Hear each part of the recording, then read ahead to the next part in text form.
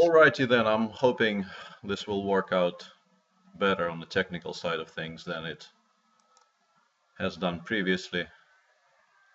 There shouldn't be any problems or issues that I know of, but that's never any guarantee. And please tell me in chat if you can see and hear me, because I'll pause the video now to save the bandwidth. It's been a while since the last one I played and actually won something as part of the uh, Russian national team, which hasn't been the case, I believe, since '07. I've been too lazy to actually check, but I think the last time the Russian national team won something with me in the lineup has been almost 8 years ago. I think we won the European. I think it was on Rhodes. So that was quite nice. I did quite fine on board one, and that probably is me done with serious chess until the candidates. I'm not entirely sure about that. I might play something. I will probably play a rapid tournament or two, but in terms of serious classical tournaments, there could be maybe one at some point, but I'm not sure. And probably I will now have to switch to the part of chess I've never been particularly good at, namely actually working at it. And yeah, that fills me with a little bit of existential dread, but it can't be helped. And the big chess. Okay, I'll try not to look at the other screen too much, but I needed to keep an eye on chat and the Twitter, because I've had quite a serious amount of responses to my half joking request for stuff to discuss and play. So now that and people keep on suggesting stuff called something in English, which I have no idea. Give me moves. I honestly don't know half of these things. The names mean absolutely nothing to me. And anyway, to sort of continue with the kind of a intro theme, the big event going on in the world chess right now is, of course, the tournament in London, the London Chess Classic, which has been a bit of a weird one so far. I'm not, as upset with what's going on there as some people seem to be. It's been described as as soporific and many other things, perhaps even less complimentary on the internet. But I don't think it has been that bad. But it has been a bit quiet, let's put it like this. And I don't know why we're watching the game between Boston and Blomqvist, but I put it up there to test how it looks on the screen, and now we are watching it. So it will go away in a second. Don't worry. Also, it's an interesting opening variation, and I'm kind of curious what will go on from here on in. But still, I will have to play some actual chess from some point. London so far, I think, had one decisive game per round, which, considering the amount of players in it who are famous for their fighting spirit and attacking play, it's a bit surprising. But still, there were some very interesting games, and last round I thought was quite exciting. And the game between Koran and Grishuk started very, very slowly, and then developed into a very interesting, intricate endgame, which, at first glance, I, as probably everybody else, assumed Black will fold easily, and then at some point, Fabiano outplayed Alexander quite nicely and was completely winning, and in the end fell for some tricks and didn't win. And the game Vishy won against Veselin was, I think, a minor masterpiece. So it's been a strange tournament, but I don't think it was anywhere near as bad as people are describing it. The prevalence of the Berlin is a theme we could discuss, but I don't think I can say anything really pertinent on that subject.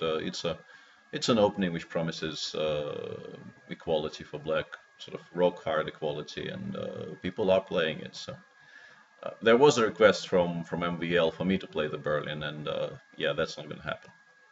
Anyway, to finish with the intro, let's play some chess. There were some interesting opening suggestions which I will try to incorporate. Uh, Random click somewhere. As usual, a very interesting part of the show is just watching me scroll through names, and I apologize for that. Let's go.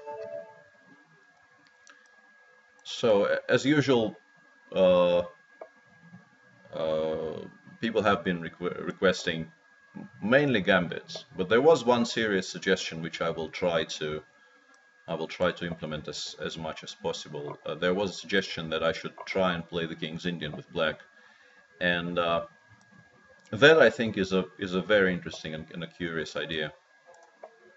I There was a period in my life when I actually uh, played it quite seriously uh, as black. I never actually enjoyed it, and I didn't have great results with it, so I abandoned it at some point. But it's a very interesting and a very tricky opening, and I will try and play some King's Indians today to see how I will fare after so many years. This is the position I had against Badur Jabava in the game in the last Grand Prix I played in Hante. And I went knight eg5 here. The problem with this move is that if black plays h6, you need to go back to e4, so I'm not going to repeat it. There were some other ideas in this position I could try and implement. I think... Hang on a second. I need to be smart about this somehow.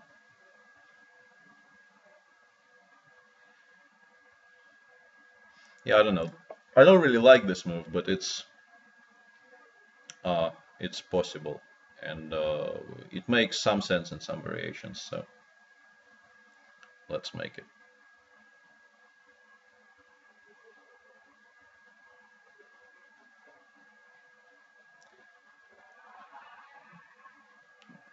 There were two questions concerning the candidates in the chat, which I thought was quite interesting. First of all, an interesting suggestion which hasn't actually occurred to me, but maybe it should have, is maybe people playing London are already conserving their preparation for the candidates, and you're not seeing everything people have in every single opening because they feel they need to save it for the bigger stage. And yes, this could potentially be true. Actually, I don't know. I don't know if it actually is true. I mean, it's very hard to judge from the outside, but you can never rule this out. Big and important though London is, the candidates clearly is more important in terms of you know, obviously fighting for the crown and playing you know, eventually, you know, getting a chance to play for the world championship title. So not quite sure why my opponent is thinking so much in this move. I think you should just play knight gf6. This gives me this makes me slightly happier because now my play is very simple. After knight gf6, I probably would need to sacrifice some stuff to prove that my opening idea has any merit. Here, White's play is much simpler. He has the e5 square to operate, and you know, a very usual plan in this position is something I probably will try to execute here. Is you put a knight on e5, and then you use the third rank uh, to play a rook lift to transfer this rook from d1 towards somewhere like g3 or h3, and then you sort of play for mate. Taking on b2 was impossible because I could play rook b3 and then bishop takes h7, picking up the queen on a2, so my opponent spots that. It's probably still impossible here, but it's less clear actually. If he goes queen takes b2 in this position, I'll have to calculate, but I have a feeling it should not be a good move. And there was one question concerning the candidates, and the second question was people felt apparently, I'm not sure if you know, that was most people or some people, but there was a feeling apparently that Hunty in 14 saw people playing way too aggressively. way too aggressively and perhaps overly aggressively considering the stakes of the tournament. And the question was whether, in my opinion, this trend will continue and Moscow 16 will also see the same amount of bloodthirst. It's very hard to judge once again, sort of before the tournament starts. I think generally it's possible it will be very similar, I think. I'm not going to open any files on the queen side, obviously. I'm going to have to try to keep it as close as possible. And I don't really mind giving him the d5 square for his pieces because at least, you know, in an ideal world, my attack on the king side is way more important than anything he can do in a center.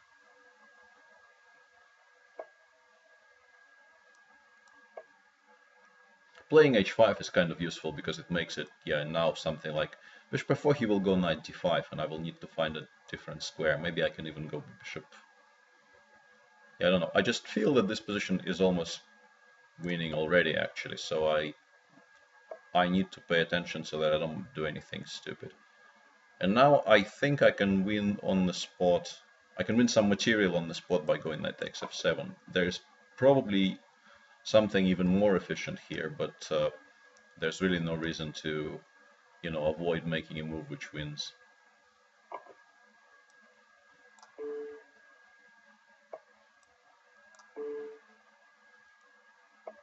Unfortunately, it's just the 2 pawns. I'm not giving mate just yet, and maybe instead of knight takes f7, I could have played something which would have given actual mate. But once again, not playing something for these reasons is a bit silly.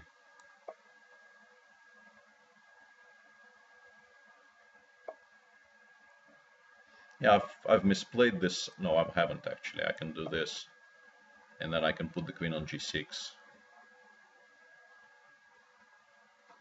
I was slightly unhappy about having put the queen on f7 because I thought he will drive it away, but now I can put it on g6, and if driven further back, I can play queen c2 or something, and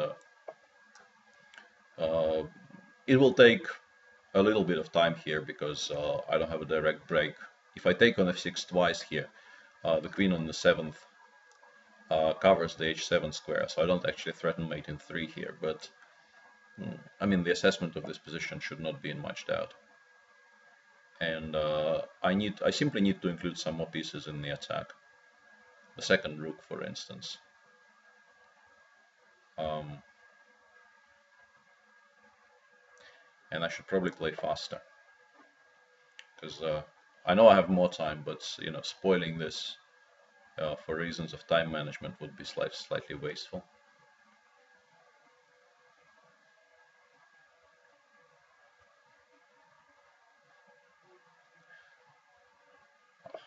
Wasn't aware our games against with Nicholas were a grudge match of any kind. I thought we just played sort of for your entertainment, and there was no particular grudging involved. But if you call it a grudge match, maybe it is.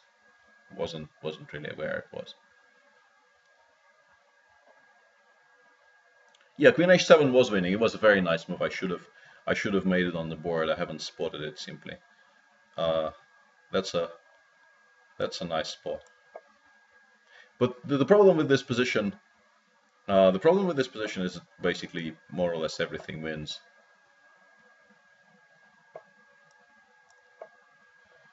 It's incredibly hard to, you know, find a move or an idea in this position which doesn't actually win.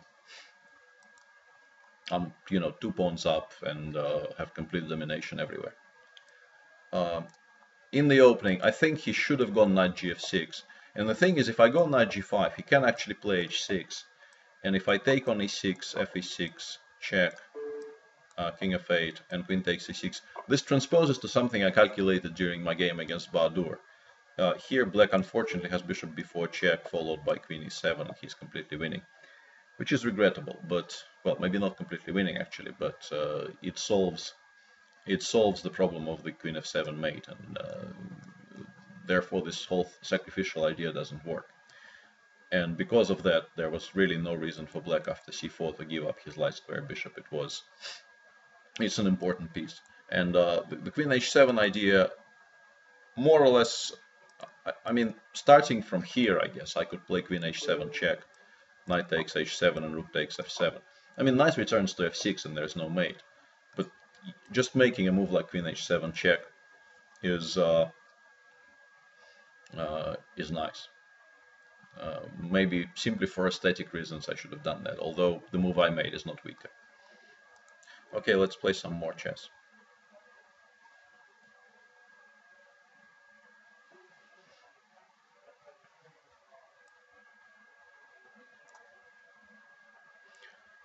Yeah, I played, I guess, most of these people by now, but I don't think it can be avoided.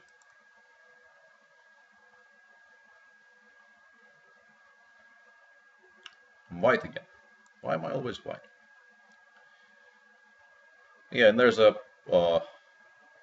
question I also see reasonably often concerning the very odd scores some people have against other people of similar strength.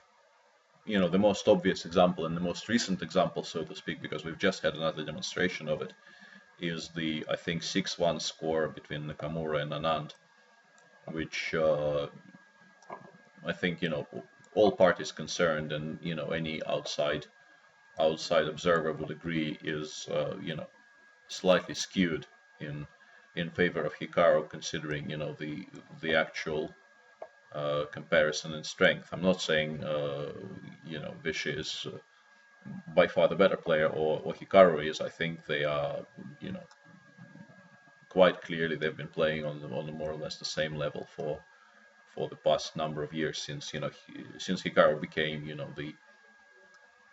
the sort of finished article he is now. And it's very difficult to explain why he is crushing this duel so hard. This is very, very topical. I played with, you know, with both, you know, with both white and black, and I'm trying to figure out what I should do here. Yeah, this is a bit confusing because I don't think you're supposed to castle here. I think you're supposed to start with b5, but I'm not sure if there's an actual reason for that, or maybe it's just sort of fashion.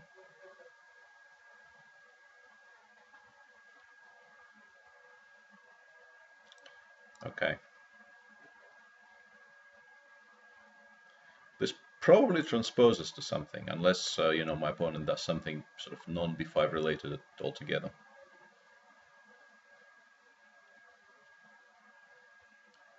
And there's never any real explanation for these scores, you know, returning to the previous subject. I don't think you can, at least from the outside, it's incredibly difficult to judge why these things happen. For instance, you know, it could be something to do with stylistic differences and, you know, having feeling easier when playing people of a certain style, or playing against somebody who you know, for some reason you start having a very good dynamic against somebody, and then this dynamic continues for a long while because both of you remember it. This could be one of the potential reasons. Is this all still Van Kampen's videos, I wonder? Could very well be. I'm still a bit confused though, because I have a feeling he's giving me more time than I normally would have in this position, and more options than, you know, compared to the normal lines where b5 is played earlier and one pair of knights is exchanged earlier as well. But I have a feeling I've seen this before on, you know, more than one occasion, and I should know what I'm supposed to do here, but I can't really recall.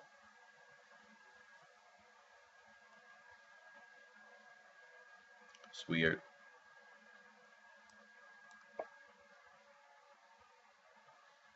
And this move I actually quite actively disliked a moment ago, and then I forgot. That's really ridiculous. Basically, this allows knight e5, which is incredibly strong. And you really need to keep this bishop on f1 so that when the knight comes to e5, you can play something like knight g3 and the c4 square is covered. But luckily I've been sort of excused. I'm not saying this position will be fantastic, but I think after knight e5 I would really not enjoy it at all. This looks incredibly ugly from black, but it actually is the way to play in many positions. You should not be... I mean, this is perfectly fine. In many cases in this line, black actually allows white to take on h5, takes with the gh, takes with the g pawn, and yeah, here I need to be very careful because I need to keep the center as closed as possible. It's not going to be particularly easy here, though. But it's very important to keep the b7 bishop as closed in as possible here, which explains my e5. If I take on c6 first and he takes with the bishop and I go e5, he will of course play d4. And even in positions where it doesn't win a whole lot of material as it does here, because when bishop will take on f3, both my rooks will be hanging. But just a huge factor in the assessment of positions like this is whether the b7 bishop has any future, which is why I'm doing what I'm doing. I also need to stop knight c4.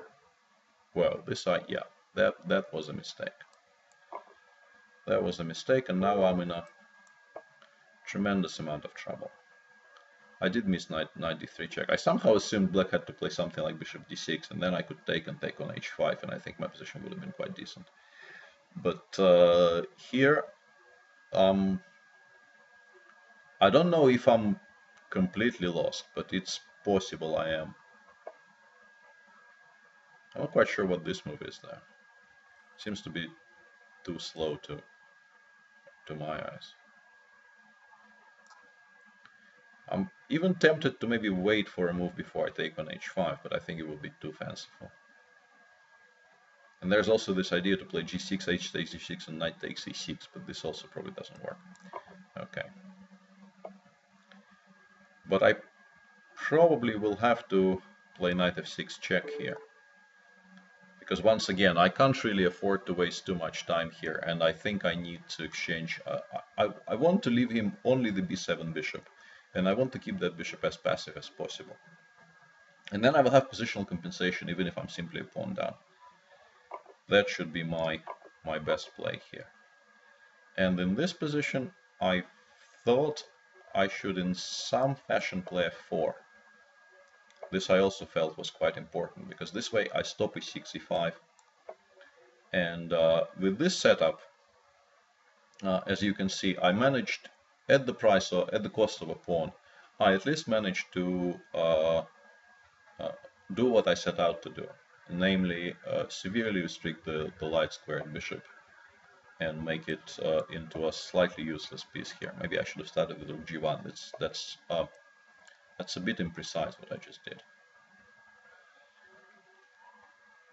There was no reason to play b3 as early as I did, and he should have gone back to c8 and played rook g8 immediately. His reaction is also not ideal, but I mean, he is still up a pawn, and I'm probably still worse. But it's not as bad as it could have been, I think.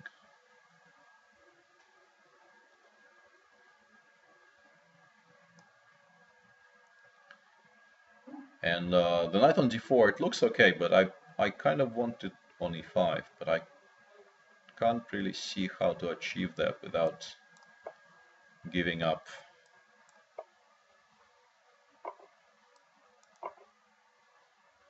I forgot about rook c3. I will have to trade more pieces after that, but still, this bishop on b7, it's still not a particularly nice piece, and queen and knight are very strong in combination.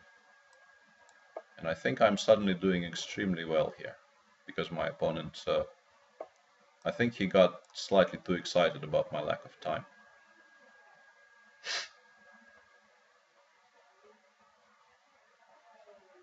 Yeah, suddenly I'm completely winning, but I will probably... Yeah, okay, after this move I will not lose on time. You see, eventually my master plan worked out. Not without my share of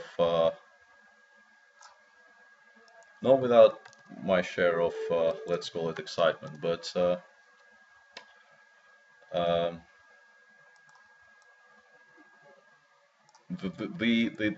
the strategic master plan I started with e4, e5 here. It was connected with a huge blunder, and 93 check should have given black a huge advantage, but still the idea of keeping the bishop, b7 bishop b7 bishop restricted, it paid off in the end. So at least, you know, I'm blundering stuff in one sort of I'm blundering stuff with checks, which is not good, but my understanding of what's going on the board when I don't have to calculate is still somewhat acceptable. Hello again. I'm pretty sure, watching the chat, I'm pretty sure this time it was simply my internet connection, which for some reason decided to die on me for no particular reason. Okay.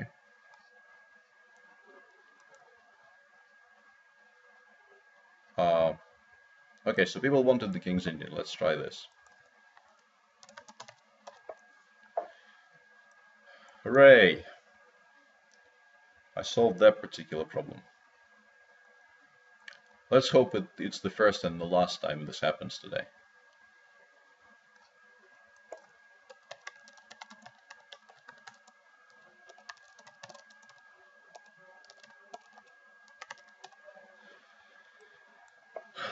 Yeah, let's go with the King's Indian. I haven't played this in a long time, at least not seriously. And when I was playing the King's Indian, I wasn't playing the main lines because I always felt that, you know, the main lines demand too much work. And I always played the systems with knight bd7. I promise to give the main lines a try later in the show if that happens. But sort of to ease into the opening, I will start by knight bd7. I'm not sure about d5 though. I think d5 is probably giving me a bit of a easier way in here. Knight c5 followed by c6, take on d5, and sort of continue developing from there. I could also play e6. I'm actually, after queen c2, I think maybe e6 was even more attractive, but somehow when I have this choice between the e6 and c6 breaks, I tend to gravitate towards starting with c6. I don't know why. I think it's just a kind of a taste preference. Taking with the e-pawn makes quite a lot of sense here. Yeah, that's actually a good move, I think. Although, I mean, it does give me a tempo with bishop f5, but I think cd5, bishop d7, rook c8 would have given me an easier way in. You do have to pay attention to what's going on here, though, because I will have, you know, I will make a few moves with tempo here. I will probably play knight fe4 or ce4 next move. Yeah, and after queen c1, I thought I should go knight d3 check, although I will still need to make sure this bishop isn't easily driven away from d3. He should probably play something like b3 here, although it looks scary. But if I do nothing and he plays queen d2 and castles, then white is actually quite a bit better.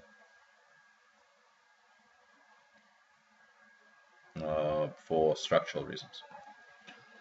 Because he has a very nice d4 square he can use for both the knight and the bishop. I have a slightly backward pawn on e7, and his position is quite comfortable. But that is if he manages to castle, obviously. If he doesn't, it's a completely different story. Knight e4 is one thing I can try here in order to stop him from castling. I can also maybe go b5. Quite like b5 actually. Let's go b5. Try and be as sharp as possible here because because of the leeway I was given by queen c1. Both queen d2 and queen d1 probably was the best move in that position. Allowing knight d3 check was a bit reckless.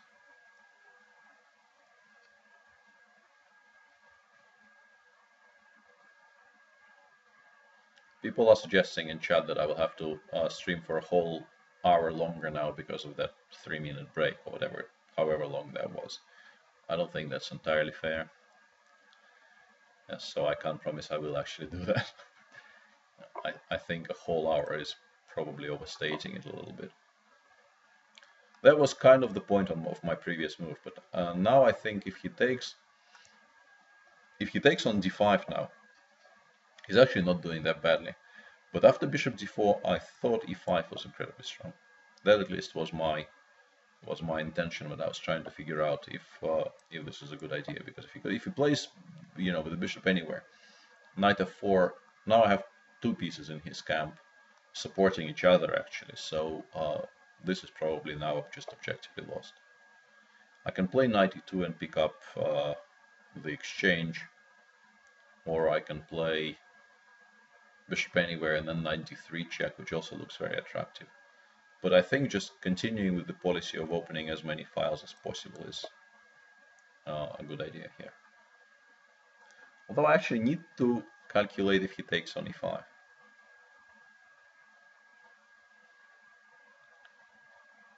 I mean, I have no doubt that something is winning there, but I may have to go for something very greedy if he takes on e5, which is regrettable because I was kind of hoping to make do without any materialistic choices for the rest of the game and just play for pure attack.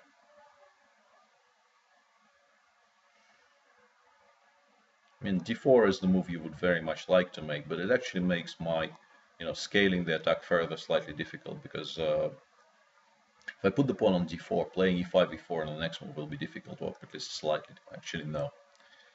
I was not talking any sense there. I can play d4, then I can drive. I thought I can play a6 here, force him to go knight a3, and then play e4. But actually the knight on f4 is hanging, so I should start by playing bishop h6 probably. Creating a threat of knight takes g2. Probably forcing him to go queen d1. And then I will think. I mean, after queen d1 I should be, well, more or less completely winning. Maybe queen b4. Queen b4 is probably slightly better than queen d1, but yeah, now I will have to give up on my ambition of not picking up any material, but winning a queen with check cannot be a bad choice. Okay.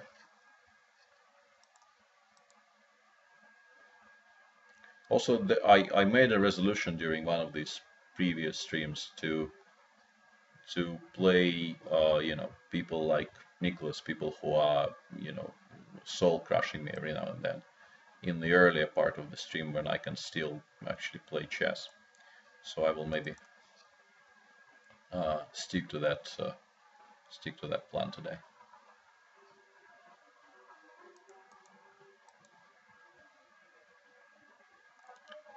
I've actually closed every single application apart from the streaming software and Chrome, and yet I have really inexplicable lag right now. I've clicked on accept 3 times already, and I've no idea what's going on with my computer actually. Okay. Yeah, this will be the Najdorf, right? There was a request for some English opening on Twitter, so I will stick with the English opening. Don't really feel like giving Nicholas the kind of a game he enjoys the most.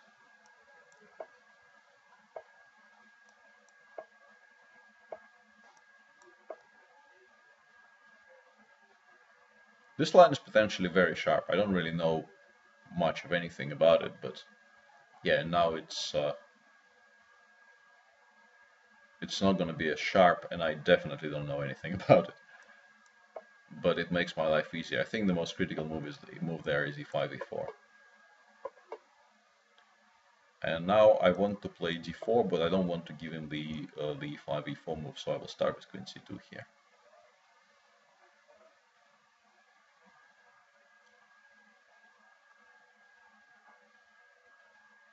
if you play d4 and allow e4, let's say knight d2, d5 in response, I think you're doing something wrong, because this locks in your pieces on the king side and makes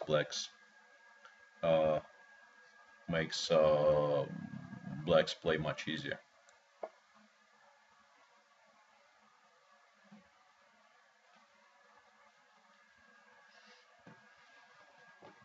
I'm not sure why I just went b4. I think this creates a target on c4 he might play against.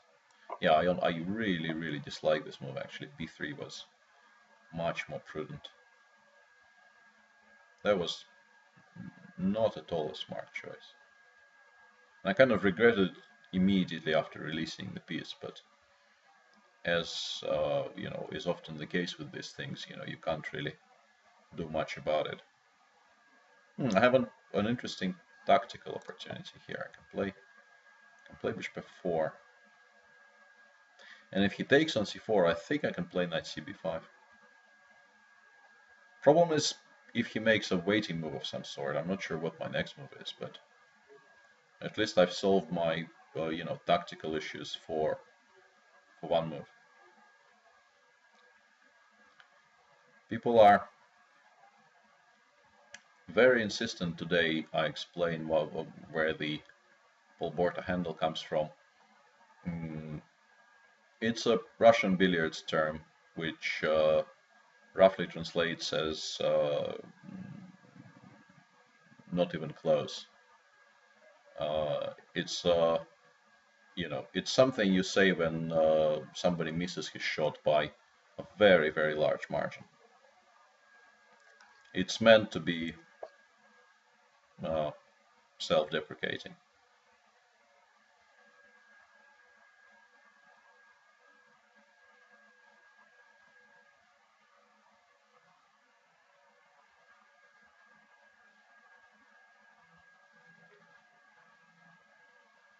I'm still, I'm trying to get somewhere on the queen side here. Yeah, and now I have gotten somewhere on the queen side. I think he should have played bishop d7. There was no reason to give in to my demands, so to speak, and create this huge gaping weakness on d5.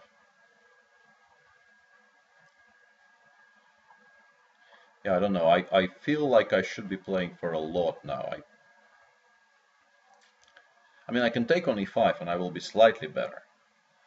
Or I can aim for more, but I think, I mean, knight b3, we can discuss it after the game. I could have gone knight b3, knight c4, bishop g5, which looks very attractive, but I couldn't really work out the complications to, the fullest extent, and this just gives me a very, very nice game. So I felt, I don't really need to calculate all those things, because by doing this, I will safely occupy the d5 square, and yeah, missed by a country mile would be a very, very decent translation. Translated literally, it means by half a cushion.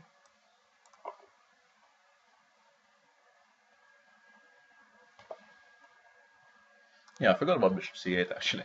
This is a good move. Besta Drivel is an anagram of my name, which was suggested by somebody on Twitter, and I liked it, so I kept it. Yeah, my position is not nearly as good as I somehow assumed it would be. I mean, it's still quite good, but... And b6, I think, is an important move. The point is, I now threaten knight c7. Yeah, so anagram much smart. Not mine. Talk to the guy who ran a program. He had a lot of suggestions there. There was also something... that was one of the more printable ones, let's put it like this. Hang on, isn't this losing material?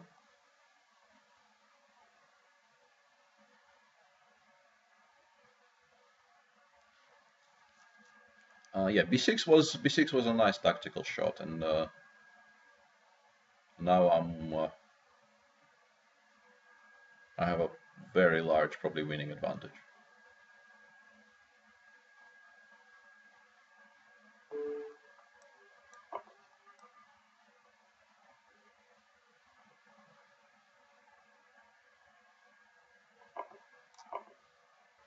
Yeah, this will not work, sadly, because there's knight f6 check in the end. But something I wanted to discuss was, yeah, first of all, in this position, if he goes bishop d7, I lack any way of adding more pressure to the c6 pawn, and he can even maybe play after bc6, he can maybe even waste another tempo on playing something like rook a c8 to completely safeguard the c6 pawn from any attack. And actually, my pawn on c4 will be a bigger worry for me than anything in his position is for him. So I think, yeah, b4 was not a good move, and he was doing quite well here. And in this position, I could play something like knight f3 or knight b3, maybe even knight f5. And after he takes on c4, I can play bishop g5. And the point of this is the knight obviously cannot go anywhere, like knight d7 loses a piece to knight d5. So he probably would have to spoil his structure by allowing bishop takes f6. But he can play something like knight b6 here, bishop f6 gf. And yes, obviously I have perfect compensation for the pawn, but I still need to sacrifice something. Although, you know, now that I look at this position after a4, you know, I'm fairly certain white is quite a great deal better, because a5 is a huge threat. Maybe, you know, he's better off doing this in this fashion, bishop e6, bishop f6, gf. But once again, even if you just sort of look at the position after bishop d5 takes, and I don't know, maybe even rook d5, knight b6, rook h5, it's quite clear that, you know, with the black pawn structure ruined to the extent that it is, my position here is fantastic. But also, I mean, bishop b5, d5, knight f5 is a very sane choice, so to speak, and I do get a nice position for nothing. But yeah, I think knight b3 was more ambitious, and maybe black even has to play bishop b6 instead of taking on c4, because taking on c4 seems to be very, very dangerous for him. Anyway, more chess incoming if I can actually click on accept successfully, which is not a given.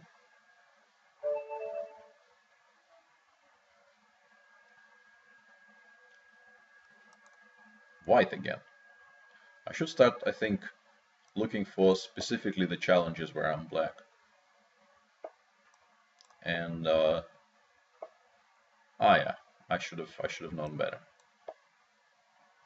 Somebody called Latvian Gambit is obviously very likely to play the Latvian Gambit.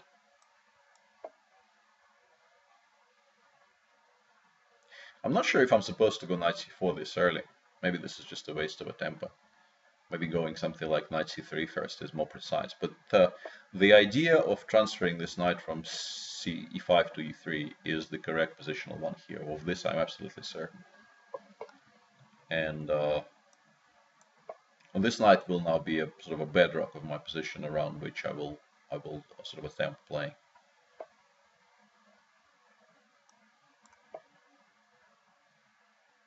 Black's position is also quite comfortable though, because you know, bishop b6, knight b7, you can guess his, you know, a number of his next moves.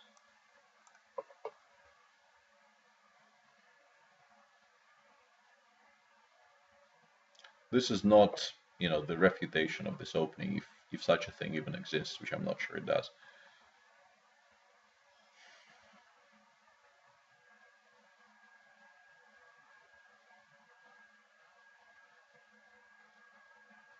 Now, bishop on c1 is worrying me. If it was somewhere around g3, I would have been much, much happier, actually.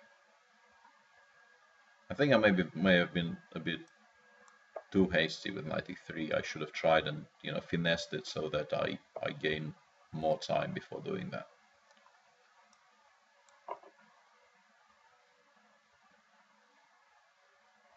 I have a feeling black should be perfectly comfortable here. And you know, this bishop pawn, yeah, this actually makes me slightly happier about my position. I'm not sure about this, because on the one hand, black is exchanging off the bishop on e6, which wasn't a very smart piece.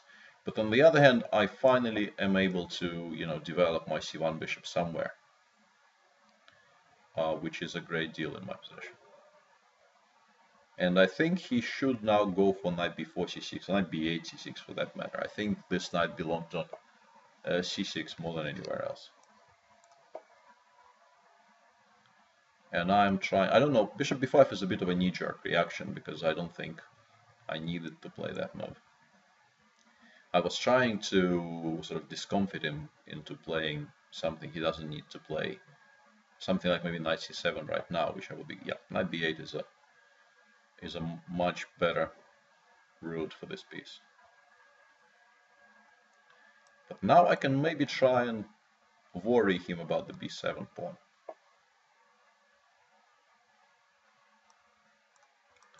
My plan was to play queen b5, but then he can play a6. This is unfortunate.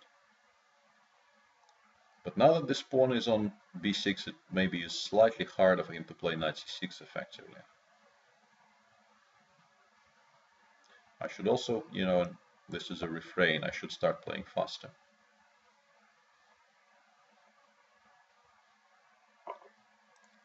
Generally speaking, this change of structure should favor me, but I like knight d7. Knight d7 is a decent move. And I probably should have taken on d7 first, because now I think he probably should go knight f6. Although that's not entirely obvious if this is so bad for him. I do win the c-file, so I should have some pressure here, but generally speaking, so much stuff came off the board that you know, it's very hard to imagine me being much better here, or perhaps better at all even. I could allow queen d6, but you know, this queen trade wasn't in my plans anyway, so I'm sticking with it. I'm not sure if I should play g3. Yeah, probably I should, because I think it will be very, very difficult for him to effectively use the rook f3 resource at any time in this game, because he has the problem with the 8th rank. Well, not a problem as such, or at least not right now, but I will always have some sort of queen c8 check in reply, and this allows me to pick up the central pawn. Yeah, the quality has dropped off a little bit when we both are now at the stage where we realize that playing faster is kind of important, and that is interfering with actual chess, sadly. Rook f8. Yeah, okay, he doesn't play rook f8, which is good for me. But rook f8 was at least possible, as a distraction. Please don't flag me.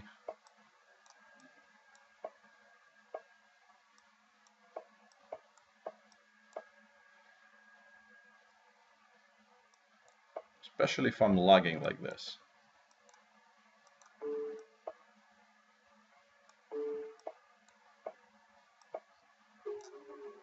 Yeah. Okay. Fair enough.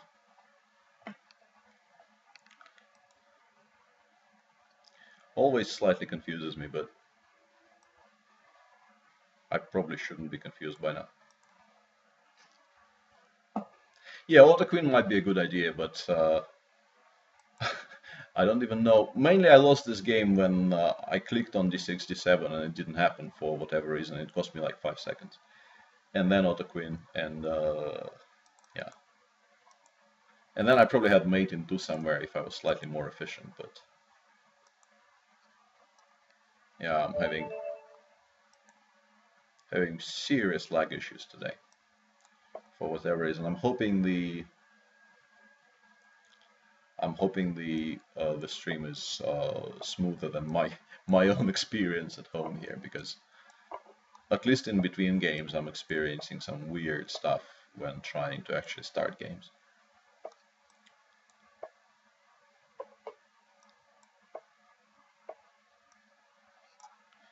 Let's go for g4. I don't know this theory, I don't really know much about dragon theory in any line, but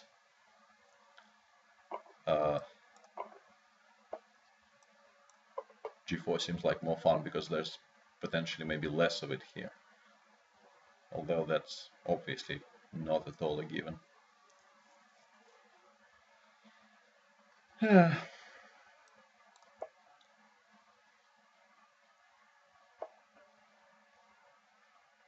There are some positions where you can play queen g5, but this is probably not one of them.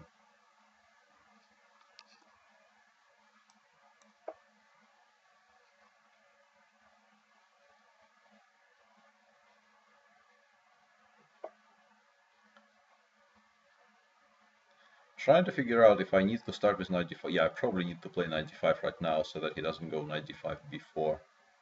Although, I mean, that would be a huge sacrifice of a lot of material. Hang on a second. Let's try this first. Now I realize what's wrong with my plan. But it's slightly too late. So we will have to grin and bear it, so to speak. My plan was to go b5, knight g5 here. No, people, it's perfectly, the please don't flag me was kind of sad, actually, on my part. I shouldn't have said that. It's perfectly fine to flag me if I play too slow. Seriously, don't take it out on the guy. I mean, 2 queens down, you could consider maybe resigning, but generally speaking, as people have pointed out on numerous occasions during these streams, Blitz is a game which was designed so that time management would matter. And when my time management is not up to scratch and then I complain, it really makes very little sense. So yeah, my fault, and should not really be a problem. And now I need to think a little bit, because I have a feeling I want a tempo compared to the usual positions, and I have a feeling also that there was a Nakamura game reasonably recently which got to this or very similar position, but I can't really recall. Yeah, and I forgot he has knight f8, because I thought h takes g6 I could just take on g7 and go rook h2, but he can just play knight f8, and I'm not really getting much of anywhere, although I probably just need to do this anyway now. Or rook g8 even, he could have gone rook g8 as well. And now I need to make sure I don't lose the d5 pawn. But my position is not particularly good here, because I don't really have any serious plan. I'm not sure why he took with the king. I would have taken with the pawn.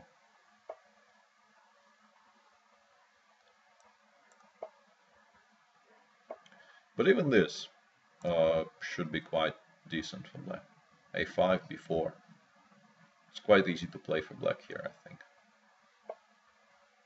Also knight d7, c5, yeah, but I should probably try and stop that.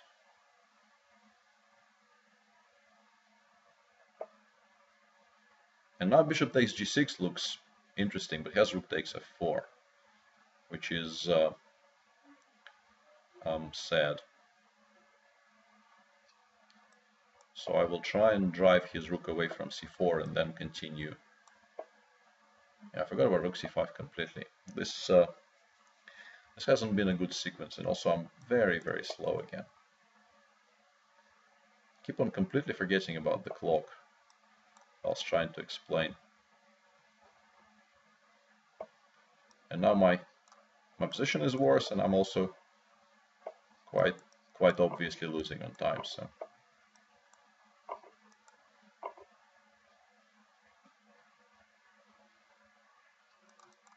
yeah, I need to start playing much faster in 3-minute games.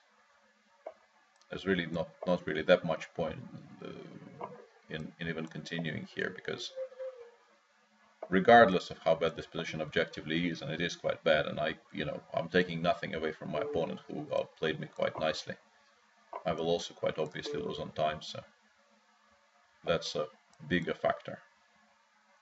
Yeah, let's just let it run out. I think, first of all, this position probably is not nearly as good. The position after g5 rook c7 is not nearly as good as I originally thought it was. But also I think my whole plan was doubling on the h file just doesn't really make much sense when you can just play knight f8 and wait.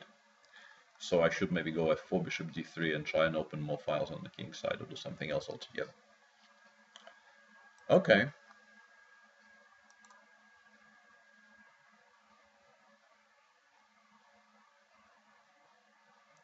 Once again, clicking doesn't seem to achieve much. I honestly don't know what's going on here. Still trying for, some of the Twitter suggestions. And not really succeeding. There was a gambit suggestion which I haven't actually tried, which I will if the opportunity presents itself today, which is the Evans gambit. I don't think I've played the Evans before. I mean, I played some gambits on these shows previously, but not the Evans. And Evans is an interesting opening. I've had occasion to look at it quite seriously in my life, and it's very exciting to analyze, at least in some lines. Although, as usual with those gambit openings, if you play somebody who knows theory, these days you're probably not going to have too much fun playing any of these things. Yeah, please no yelling at Latvian Gambit. Latvian Gambit played according to the rules and won. And I promise not to whine about people flagging me anymore. It's just me being old and slow. As we all know, this is what happens to people at some point. They become too old and too slow. And also sometimes weak, but mainly just old and slow. Okay, this game is not starting. But yeah, the Evans is a very interesting opening. So far, I haven't seen too many e4, e5 games though. And I think more or less, yeah, I think I played one game as black, which is just not right. So I will try and locate some challenges which give me black somewhere, but people don't seem to be doing that much.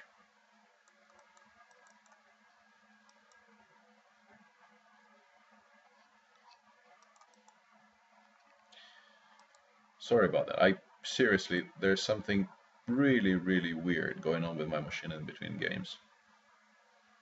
It should not be hanging as much as it is,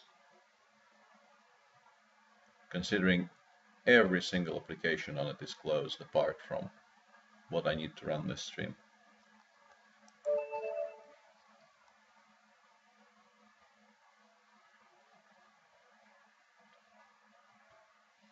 Yeah, and livestream just a second ago it told me try closing other apps, but I have no apps open. That's kind of unfortunate.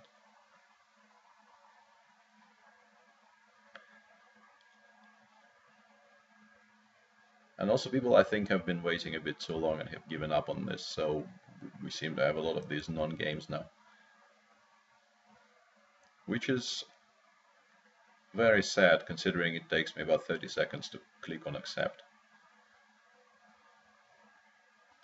This has to be optimized somehow. I don't really know how, but it needs to be optimized. 4, I don't know why I started with 4.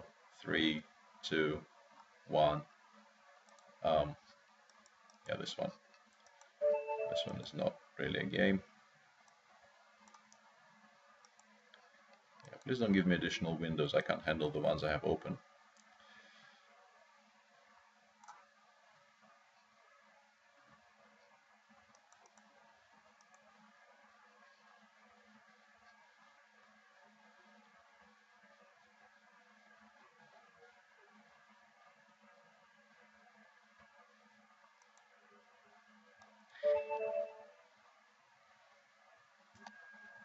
Yeah, I'm reading the chat with suggestions as to why it could be lagging. The fan does seem to be working full blast, but I think that's sort of the That's normal with the oh Christ. And there I was, dreaming about the Evans. No Petrov for you. Yeah, not happening.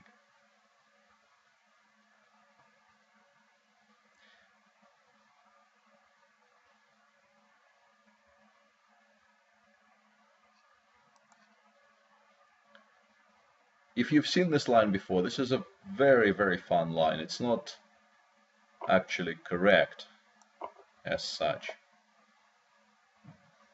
Yeah, this is just no fun. Also, this is probably not very good, but I need to work out why. Because I don't think this is how you're supposed to reply to this. I think at least that this is not the optimal way for black to reply to this, but at the very least I will get a very nice knight c3 Petrov, because I think I'm I'm several tempi up compared to the normal positions, but if that's the best I can do here, it's a little bit sad, because I really feel like I should be much better here. But I don't really see how. And considering, the speed at which my opponent is playing, maybe this is just all mainline theory and black is just fine here. Wouldn't really surprise me all that much.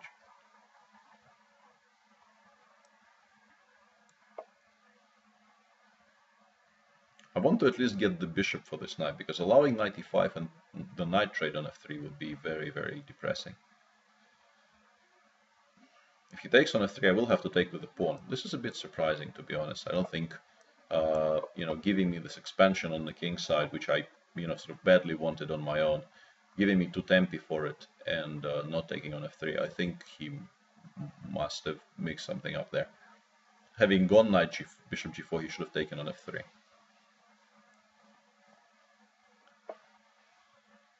And now I really, really should be doing extremely well here.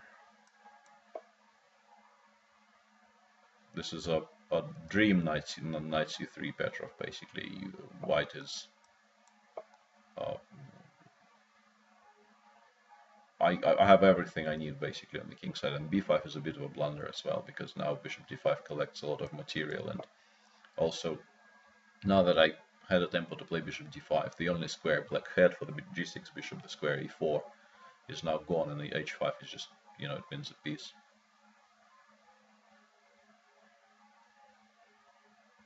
There are some very, very solid suggestions on how to become premium on our site now in chat, so you should listen to those. And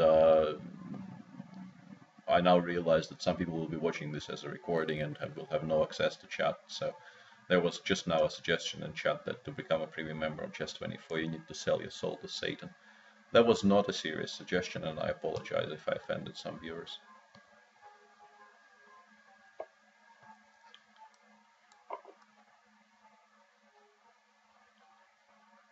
Mat along the H file should follow reasonably efficiently here.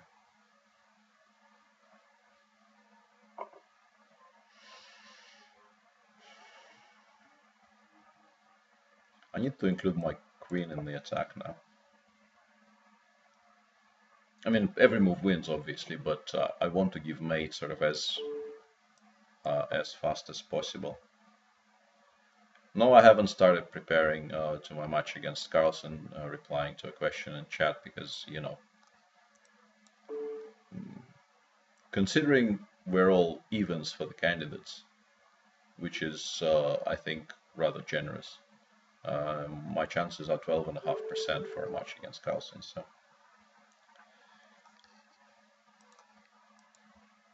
It's a bit too early to prepare for it, is what I mean. It's definitely not too early to start preparing for the actual candidates, but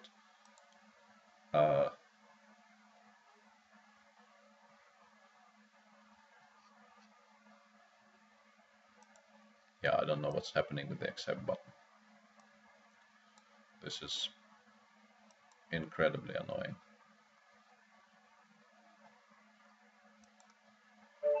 Sorry, guys.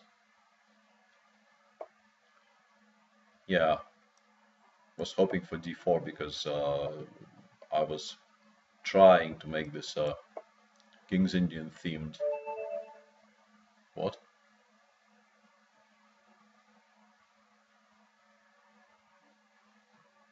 This hasn't happened before. Uh, it just swapped out the game when one was already in play, so to speak. I really don't know what that is. Yeah, let's try the French. It's also a suggestion that is being repeated on a regular basis. And there was also a suggestion I play 3 knight c6 in memory of, I will mispronounce the name, so I will not even attempt it, but basically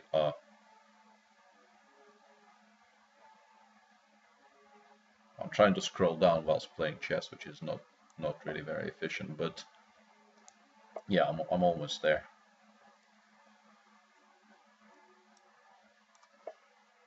Somebody called Riefschlager, who apparently was huge in popularizing knight c6 as a reply to 3 knight c3, not knight d2, but close enough, has died recently, and there was a suggestion I play this line as a tribute, which I'm very happy to do, although I really know very, very little about it, and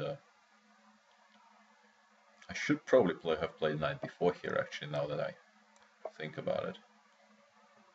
f6 is a sort of a typical reply to bishop e2 instead of bishop d3. After bishop d3, I'm not sure f6 is the best move, but it seems reasonably natural, so why not try it?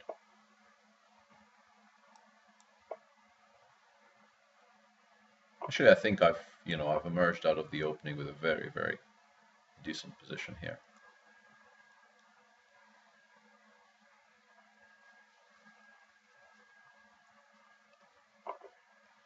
And now I can even interpose queen takes f2 check if I want.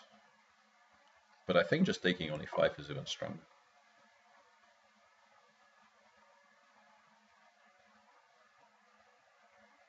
Because f2 is still hanging. If he goes knight f3, I have various ways to win material, starting with bishop g4, or even just taking on f3 twice or 3 times, as the case may be, is fine.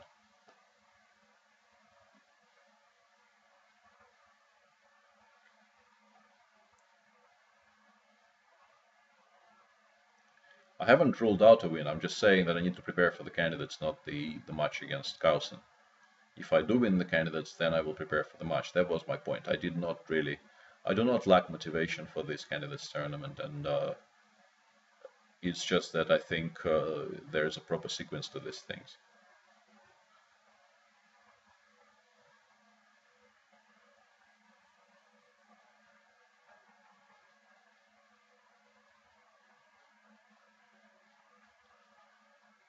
You still should, I think, go knight f3 in this position, because everything else is even worse for this rather sad reason, because it's not an attractive move to make. Black will be better after it, but yeah, every other move was even more depressing to make.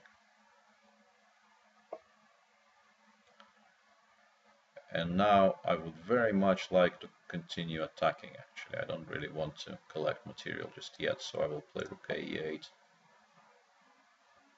and wait for a move. After bishop e3, I suspect... Hang on a second, I blundered queen takes d5 check, but it doesn't really change that much in the assessment of the position. But it's an alarming sight that I'm blundering pawns with check here.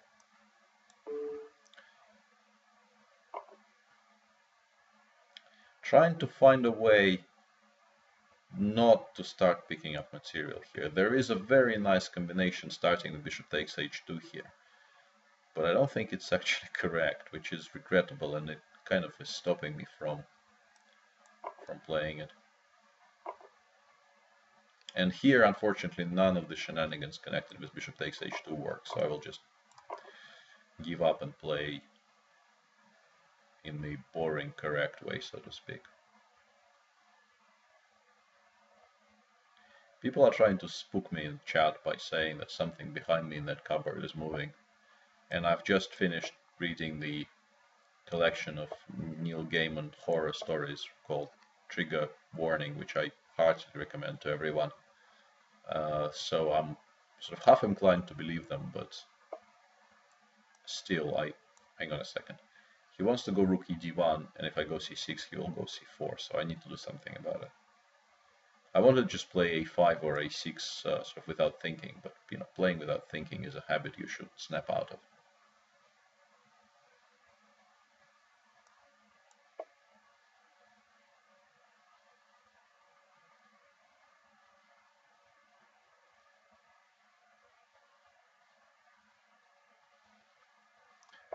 Yeah, c4 right now unfortunately loses more material to bishop b4. There was a bit of a trick there.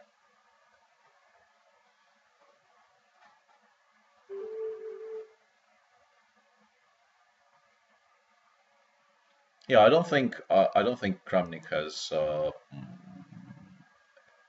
as far as I understand the system, Kramnik I think does not get in if somebody says no, says he's not coming, because next in line is Dmitry Yakovenko, who finished behind Caruana and Nakamura in the Grand Prix. But my understanding is not perfect, because I knew I needed to win, to get to the finals of the World Cup to play. And for me, the evaluation was so simple that I didn't really bother with all the intricate calculations which some other people needed to make. For instance, you could argue that Pavel Ulyanov knocked out Yakovenko out of the candidates twice. First by beating him in the match, and then by beating Nakamura, because had Nakamura gotten to the World Cup finals, he would have qualified from the World Cup and not the Grand Prix, and then Yakovenko would have qualified as the as sort of a runner-up for the Grand Prix spots.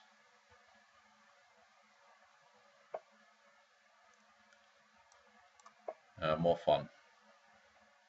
But I'm not going to play d5. I mean, that would be... I still believe this is the correct way of dealing with this opening, but I'm not going to inflict that pain on my viewers. In this position, I mainly looked at positions, at lines starting with knight c6, but recently I tried playing knight bd7. I think knight c6 is more fun though, so let's stick with that.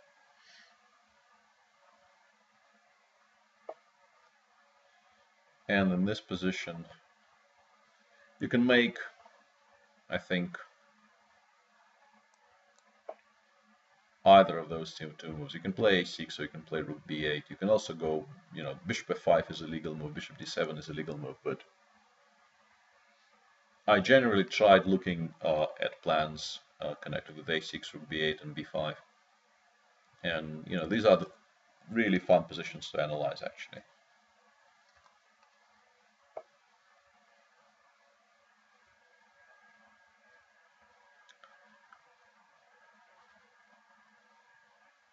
Trying to figure out if there are some positions where e4 is supposed to be met with e5, but I think you're supposed to wait for h3. And e5 is probably not a threat as yet, because I can just play takes and knight g4, for instance.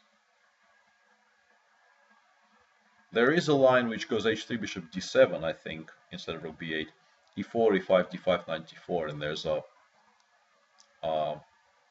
lot of complications there, and I think black emerges with a very decent position. But the immediate e4 I'm slightly confused by, and maybe I should have gone bishop g4 actually. But now that the queen is on e2, I think e5 is very, very logical, because now I will be able to play knight d4 after d5, and this is something black quite badly wants in this structure. I probably should pause for a second here, because it's an important decision, and I have a feeling, I could potentially be better here, but I need to be very precise here. I think I spotted a very nice tactic, but I have no idea if it's correct. Let's give it a try. He needs to take on d4, and there I have a very, very interesting long tactic, which Damn, I just realized it loses. And now I'm not gonna have a chance to demonstrate it to you, which is also very regrettable. Because it's a very, very beautiful long line. I will show it to you after the game. But this should not really work, because I should be able to consolidate somehow and emerge with extra material. Although the pin with bishop g5 on the next move is slightly annoying, I have to say.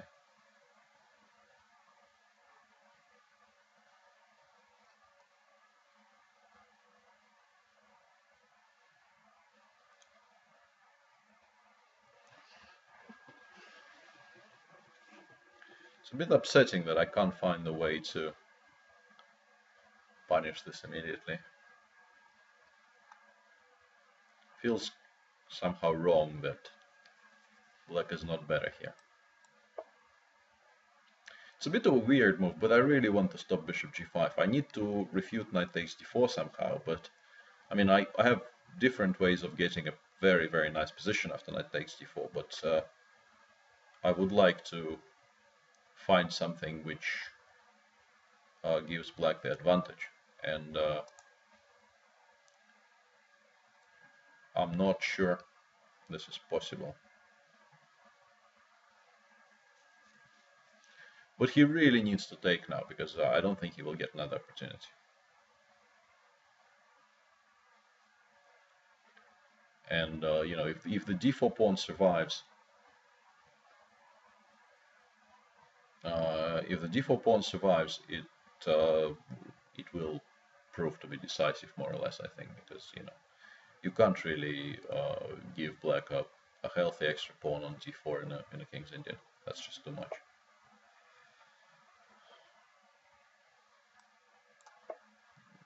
Something like that is what I meant.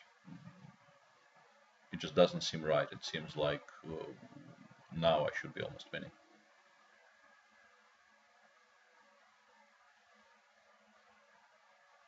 He had to bite the bullet and take on d4, and I honestly couldn't really find any way for black to actually win there. I could even play g5 before that, drive this bishop away first, but I don't really need to, because my position is now just, you know, sort of more or less good enough whatever I do. This is even stronger than the immediate d takes e5, I think, because I want to start, you know, preparing to drive this knight away from d5.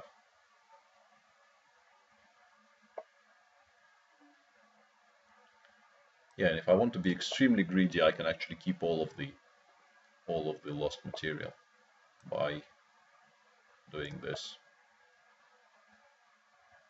Actually, this was a slight misplay, because now he can play b4. This is a waste of a tempo. He should have gone b4 immediately.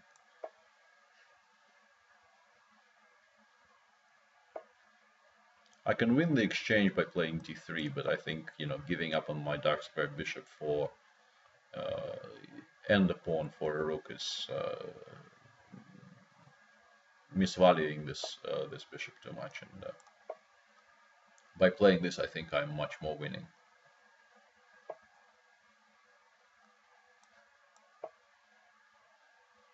This is now a matter of really not very hard technique. And the pawns will progress further now. I probably should have included bishop takes d5 somewhere, but it doesn't really matter that much.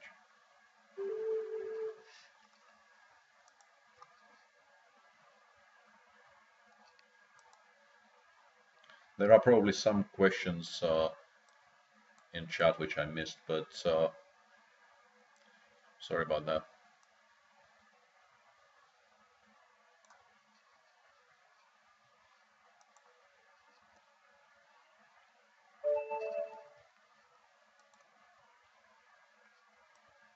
Okay, one more try to get the Evans, but something tells me it's not going to materialize. There's a question. Did you have any nightmares about the Karakin game as of yet, considering I'm reading nightmare stuff? I've had, you know, that much was in my dreams way before I bought that book. I don't really need Neil Gaiman to remind me of that much. It will be true for a longish while, I think. Although I am doing much better than I was, let's say, the first week after the match when it was on full blast and I was not really much fun to be around. This is the main line, and King B1. Yeah, I forgot you. I will try and find that game and we'll show you what I meant. Hang on a second. Yeah, good of you to remind me. It will require some clicking, and I'm not sure if my currently horribly lagging computer will allow us, but I will try and remember because I wanted to show you a long, beautiful line, which I think you will enjoy. G4 will now transpose to that other game, but I have a feeling I should have something here which... But maybe there's really no way to avoid this. The point of King B1, when it was sort of invented and appeared on the scene, was if black goes bishop b7, there's this move bishop f4, which leads to incredibly sharp complications, and there were some very high-level games starting from that position by now. And people were doing that to prevent black from getting, typical positions he normally gets in this line, for instance. I seem to be misplaying it every time I play it with white, which is kind of ridiculous considering how much time I've spent on this line in my life.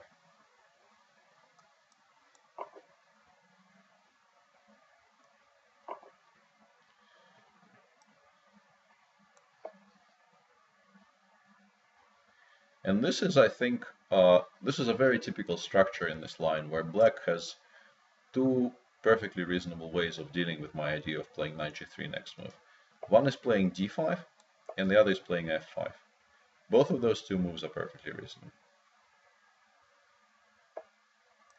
And this is something I told you about when we were when I was playing the previous one in this line in this banter, that black very often, maybe you could even argue in every single case, when black plays d5 and white replies e5, if the d square is unoccupied, black immediately sacrifices this pawn just to include the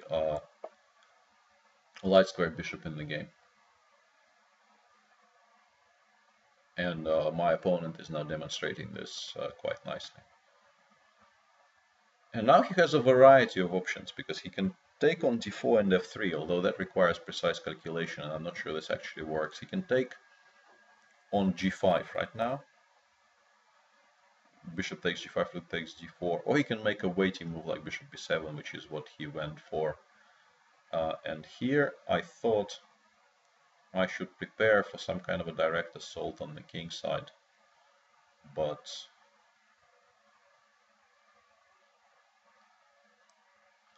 I'm not sure if I should go rook h f1 or rook h e1. Both of those two moves seem reasonable to me, and it's hard to make a choice because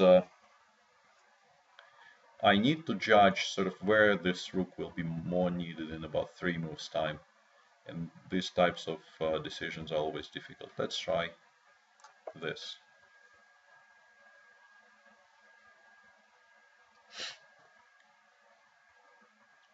He can still take on e5, despite the fact that my rook is facing e5. I have no way of using it, but I have a very different idea in mind here.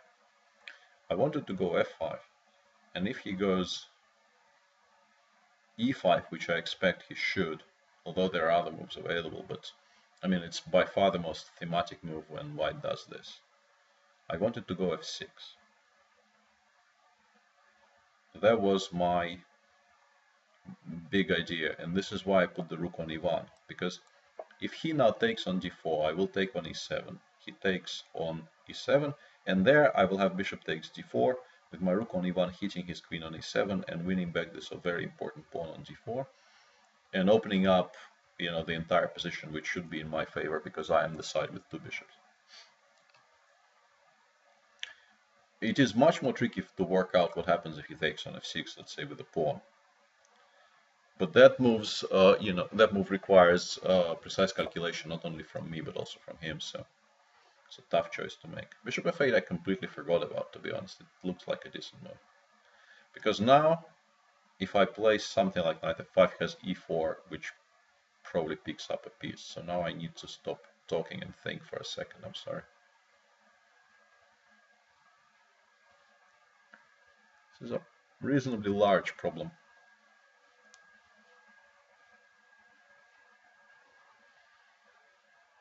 Which I should have anticipated but didn't.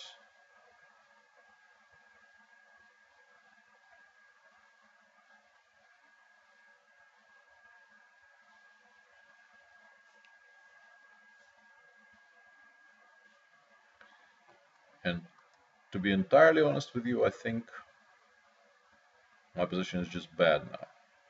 Because I can't see any efficient way of dealing with this. Or even non-efficient, to be honest. Yeah, there will be some cricket talk in a second. There was also a request on Twitter. So you'll have to grin and bear it. Yeah, this is very, very bad.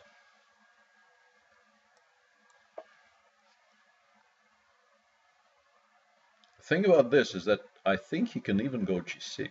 I now realize that e takes d4 probably wins, but the thing is, if he goes g6, I've just occupied the only square my d3 bishop can use to escape. So after g6, yeah, we'll return to this later. After g6, I could play knight b3, but then after e4, my bishop is still lost. Yeah, and obviously, this position is also lost for white, but it was the best I could find, which is very, very sad. I have absolutely no illusions as to the objective assessment of this. I just completely missed bishop f8, and kudos to my opponent for spotting it. It was a very nice move.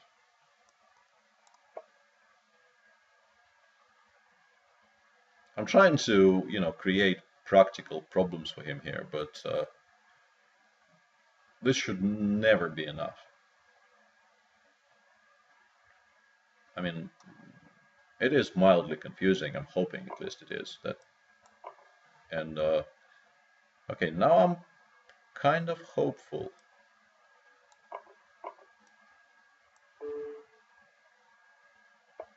This could be more than a mildly confusing for my opponent, actually.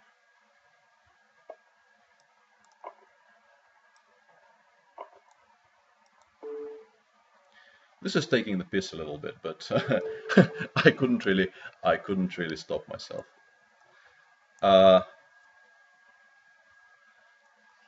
Yeah, just very briefly, just ignoring this is fine, but also not allowing this is, making some kind of a move like, I don't know, queen c6, or generally just getting the queen somewhere like f3, h5 will settle the game, and more or less anything here will, because I'm so far away from getting rook e3, h3 that I don't think I ever will. But mainly, I think the whole plan with f4, f5, f6, although quite attractive from some way off, is completely refuted by bishop f8. If I take on g7, he takes with the knight, and I don't even have knight f5. And as I pointed out, after queen e2, he can play g6, and wherever this knight goes, he goes e4, and he collects this bishop on d3 without even giving me, the semblance of counterplay I got in the game.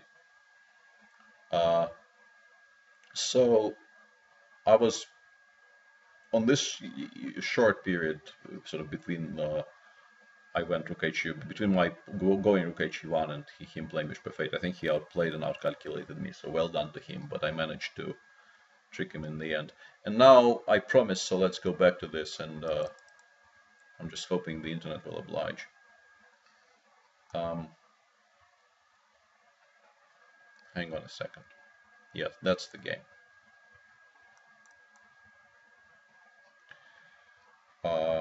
Go to game. I promised to show you a line, and I want to show you a line. In this position, if you remember, he could have taken on e4. And my plan was, or at least I was trying to calculate this line, starting with knight takes c4. Let's first cover the simple stuff. If he takes on c6, I take on c3, and I emerge simply a pawn up, because knight d8, knight e2 is quite bad, and bc3, bc6, I'm a pawn up. He can take on c6, but I will take on c3. That's very prosaic and not interesting. But he can take on e4 with the queen, winning a piece for now, and also protecting the knight on d4, so I can't win it back immediately. I wanted to take. He takes. I go rook e8. There is a very typical reply to this, which is bishop g5, hitting my queen on d8, and also if I take on g5, he takes on e8. But here it doesn't work because I can take on e4 and take on d4, and I emerge from this and exchange up. Although the position after bishop c7, rook e8, and knight d5 is maybe not, as winning as they sometimes are, but still black is an exchange up. The big test is, of course, after rook d4, rook e8, he can play queen d3. And to this, actually, maybe it does work. I'm happier now. I give a check. The only move is bishop f1. And here my plan was to take on d4, queen takes d4, and go bishop h3. And then I spotted that he can play bishop h6. Bishop rook takes f1 is not made because the rook on a1 is still alive. And if I take on a1, he can go queen g7 mate, which is very unfortunate. But now that we got here, I realize I can play bishop h3 without taking on d4.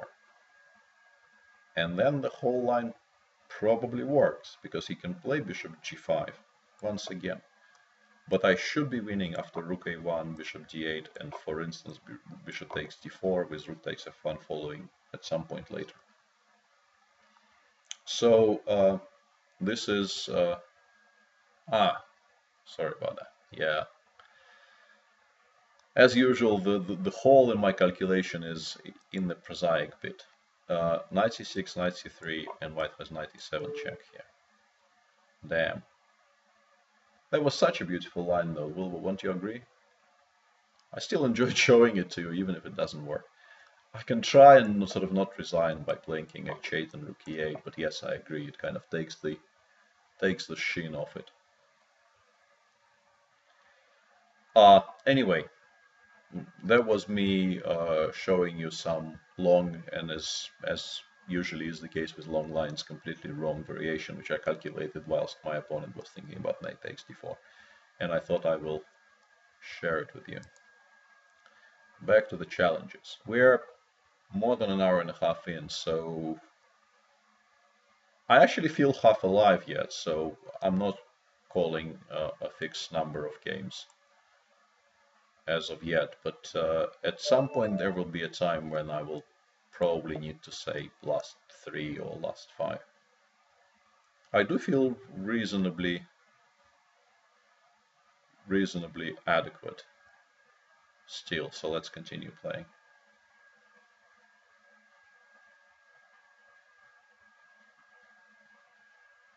Hopefully. He's been waiting for a while, so let's give him some time. I think this challenge has been hanging there for sort of the entire 2 hours or whatever it is. So let's give him some time to reconnect and realize it's up on his screen, hopefully.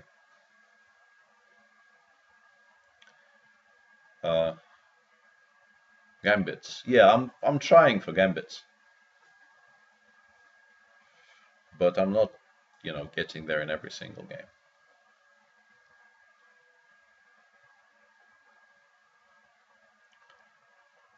Okay, this sadly is a non-starter again.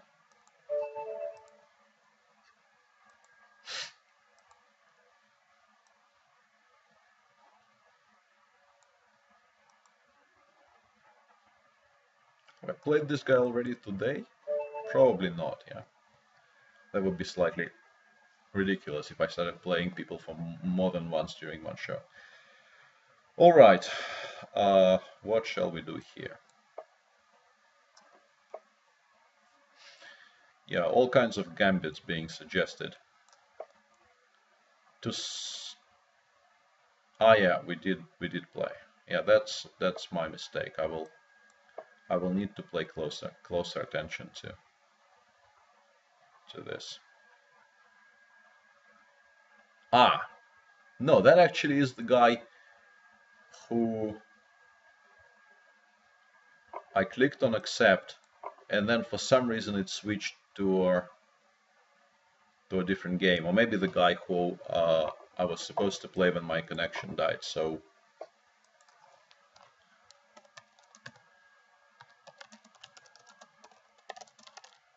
sorry. Then it's good that I picked that challenge up again. P3 is slightly curious. I'm not sure how I'm supposed to react to this. And apparently I lost that game on time. That was probably when I was disconnected and he got a GM killer badge, so it all worked out for everybody in the end.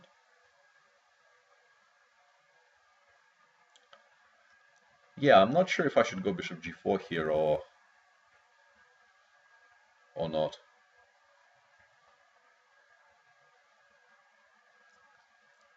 Probably should.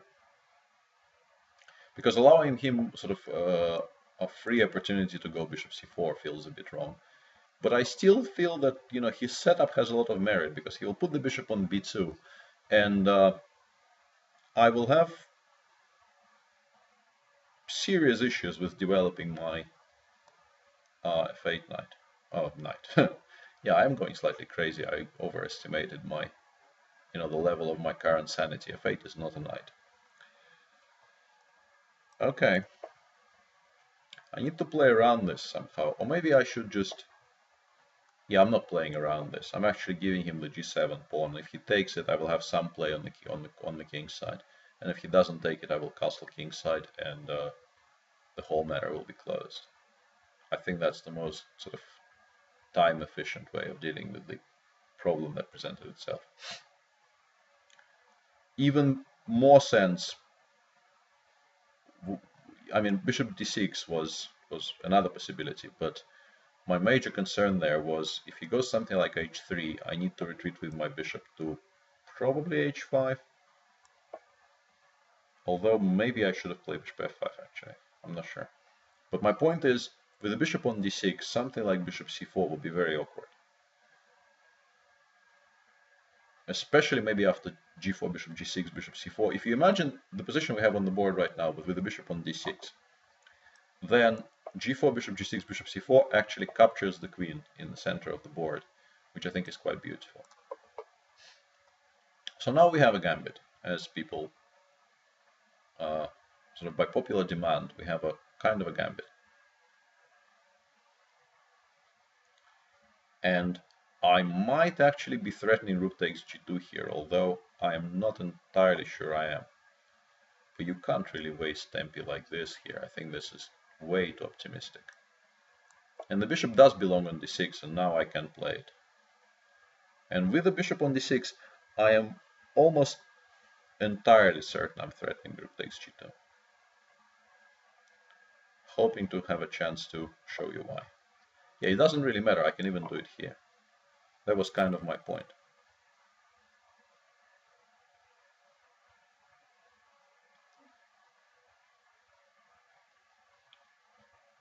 With the bishop on e7, some of these lines would not have worked, I think. But with the bishop on d6, I think this is just kind of mate.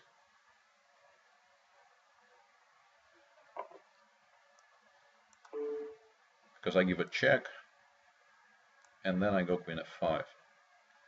And there's really no good way for him to deal with the threat of queen takes h3.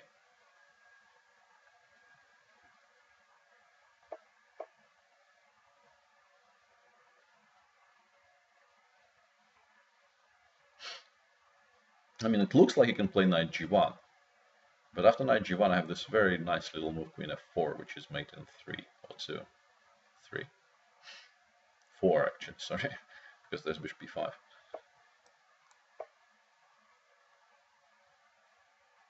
Yeah, that worked out quite fine for me, the idea to just give up on g7.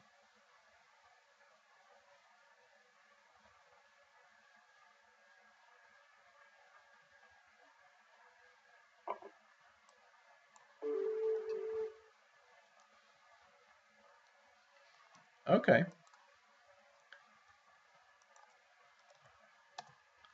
That was a nice finish, although it was quite cooperative from my opponent to allow rook takes g2 in this fashion. As to whether these broadcasts will become more frequent, when I'm at home, I tend to try and do sort of one per week, which I think is a reasonably decent rate because you don't really want to sort of flood the market, so to speak, with these things. Once a week, I think, is a decent rate of playing Banter. Let's try the Caro-Kann. Haven't played it in a while, but it's hard to stick to that fixed schedule when you normally play bishop g4 here, but it's a bit yeah, let's play. I mean, it still isn't boring. There are very exciting positions there. Although maybe less so after d4, but I'm not going to go into the bishop takes f3 d4 lines because they are kind of. I mean, it's the correct way to play here, but I don't feel like doing it.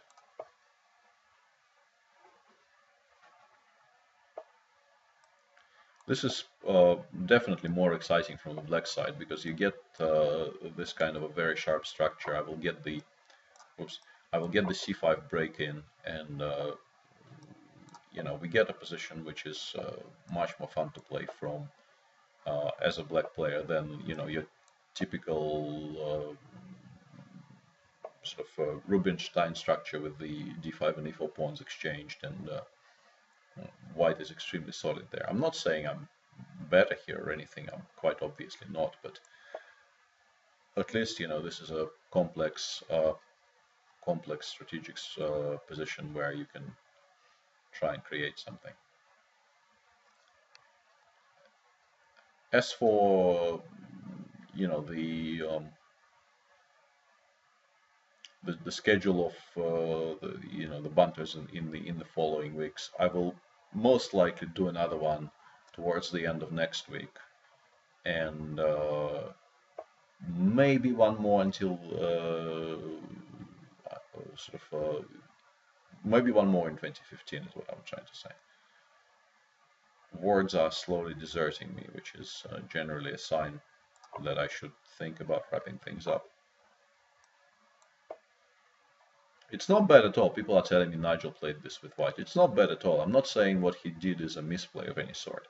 I'm just saying that for me as a black player, playing the positions after d4, you can take on f3 and take on e4 in some order, and your position will be fine. But for me, it would also be sort of very, very boring, and I didn't really want boring.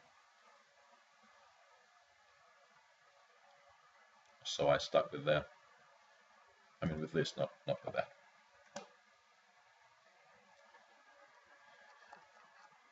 I still need to work out a plan here, though, because by playing rook c8, I've more or less given up on castling queenside, although I can do it the slow way, maybe. If I make sufficient preparations for it, maybe I can do it the slow way. And with the pawn on g6, I most certainly cannot castle kingside, because then he can play h4, h5 and just mate me, which would be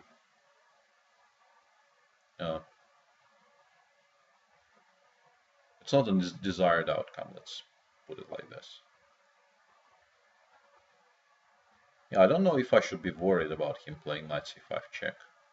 I'm more worried about him playing bishop g5, but then I can just play bishop f8, although my position is becoming very, very cramped here.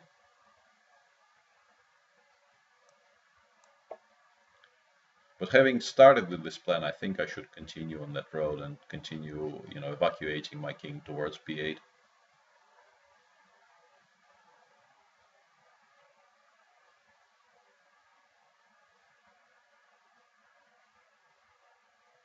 Although now I realize that knight c5 check, it presents me with immediate problems which I underestimated. Because after b4, all of my pieces on the queen side are, incredibly bunched together, and I could end up losing material here, which would be bad, obviously. Very bad. I need a few moves here before I can breathe at least a little bit easier. Actually, even knight d2 is worrying me a great deal, because this queen, it doesn't really have that many squares. This is very, very ugly. Even simple bishop b3 here it seems very strong. And now rook b4 is a threat. I think I may have to do this. But if I have to do this, my position is quite bad. Yeah, and yeah, this is... I somehow only calculated rook b4, which I can meet with rook c2, but yeah, rook c1 just wins on the spot, more or less. Yeah, that was misplayed by me. That was misplayed by me, because I think the whole plan, starting with knight b6 and king d7, was very slow, and rook c7 was probably just bad, because if I'm doing this, I should have done it by playing king c7, not rook c7. I don't know where rook c7 even came from. It's the slower of the two when it comes to transferring my king over to b8, and also it's very important that after he goes knight c5, I take, and I can play knight d7, which is greatly superior square to c8. At least the e5 pawn is hanging now, and I have some semblance of counterplay. So rook c7 was just some kind of a brain fade, and it was very expertly exploited by my opponent. So well done to him.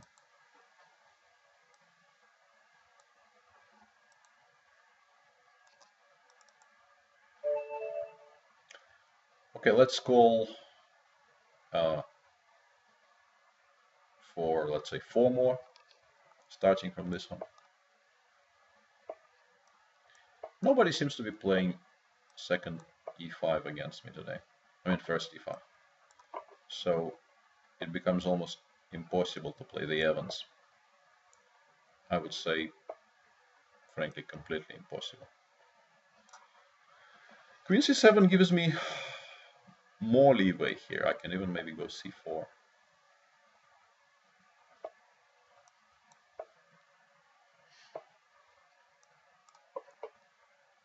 Generally, people play knight f6 and only then they play queen c7, and then white does not have the luxury of getting so many useful moves in.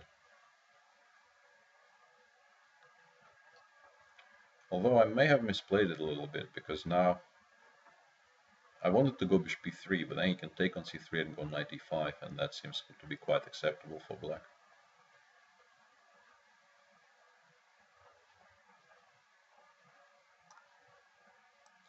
I do this.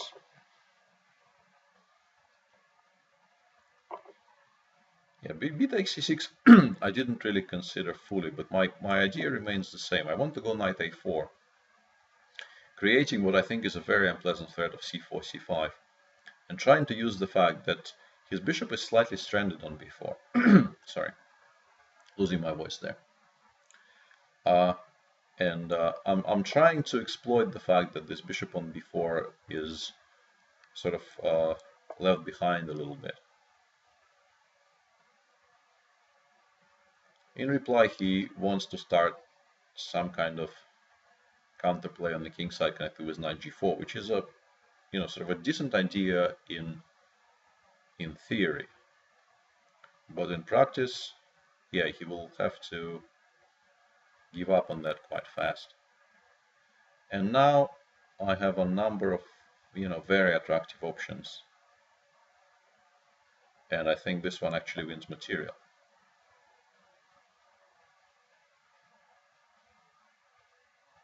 If I'm not mistaken, this just wins material now.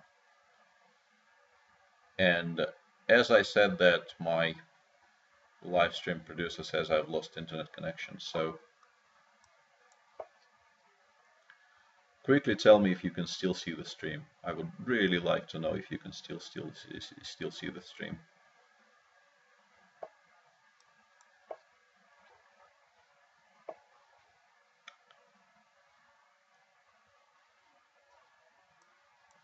Yeah, this is very regrettable.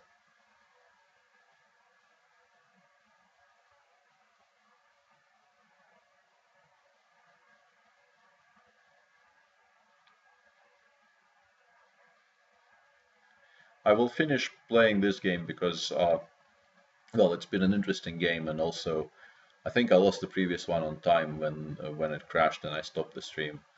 And now it seems to me like my connection is back, and I will finish playing because I think it's still recording and there's some material left we can use here, and then I will restart.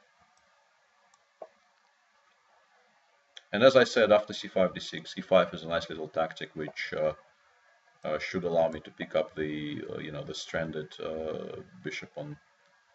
Well, it used to be on b4, now it's on a5, and it will. This is where it will die an inglorious death. So the moment I'm done with this game, I will restart the stream.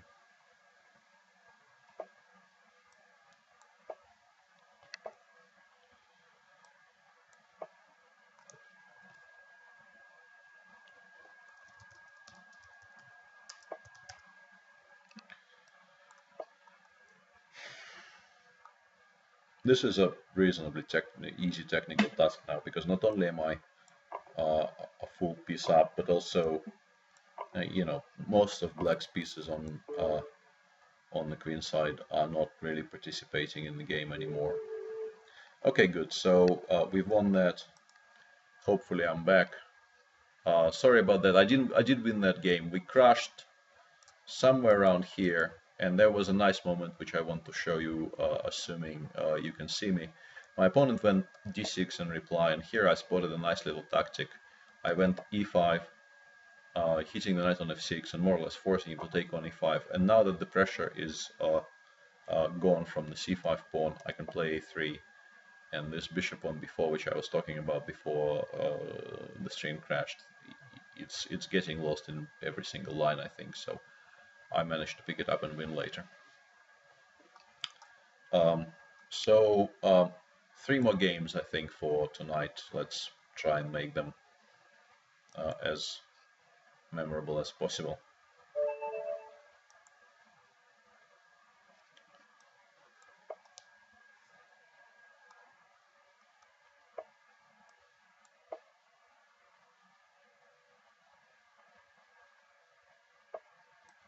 Okay, we're one move away from getting the actual Evans. Perhaps my opponent has actually watched the stream up to this point and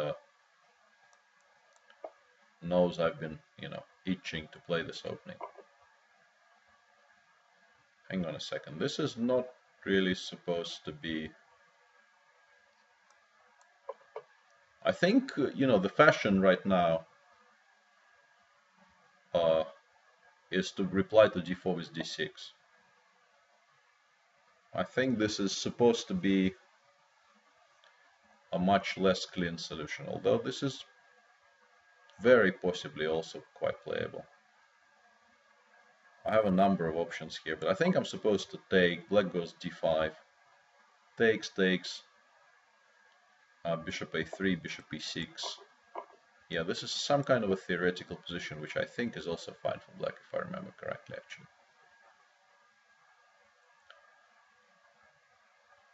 There are many lines in this opening which are considered to be fine for black, unsurprisingly, because when you analyze these things with a especially with the help of engines.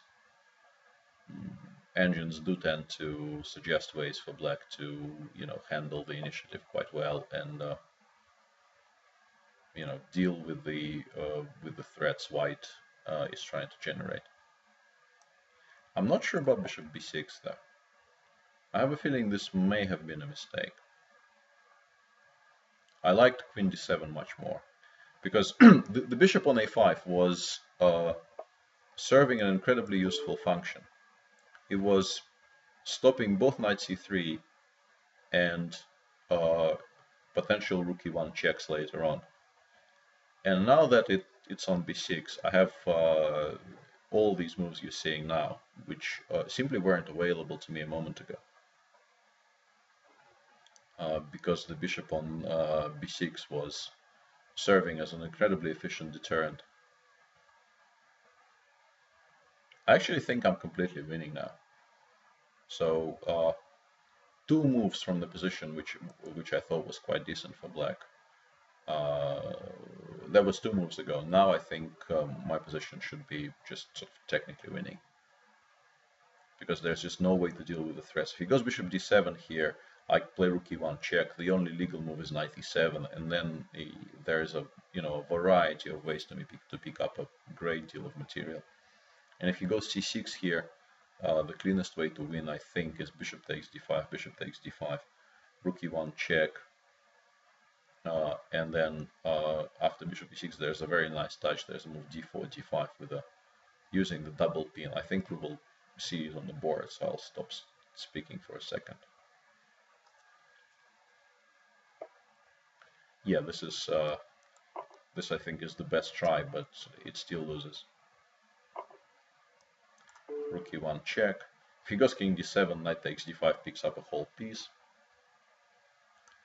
And if he goes bishop e6, I play d5. And he can't actually take this pawn with anything apart from the queen, because everything is pinned.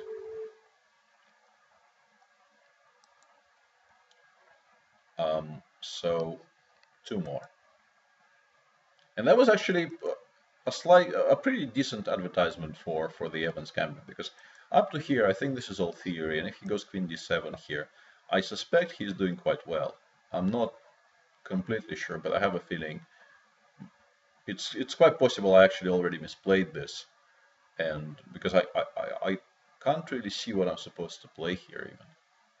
Queen takes b7, rook b8 looks horrible. If I go bishop b5, the knight on d5 can jump to more or less any square, hitting my queen on b3. And if I allow him to castle queenside, I'm just a pawn down with no compensation. So, obviously I'm playing this without any theoretical preparation. And it's no surprise that I didn't get a particularly good position, because I probably mixed up the move orders somewhere. But one mistake, and the position more or less collapses in on itself, which is what you want from a gambit opening. Okay, 2 more games.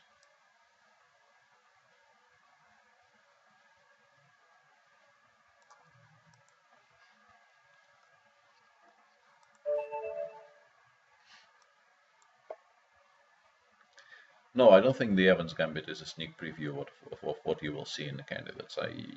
As you could see from that game, it's a risky opening to play against somebody who is decently prepared.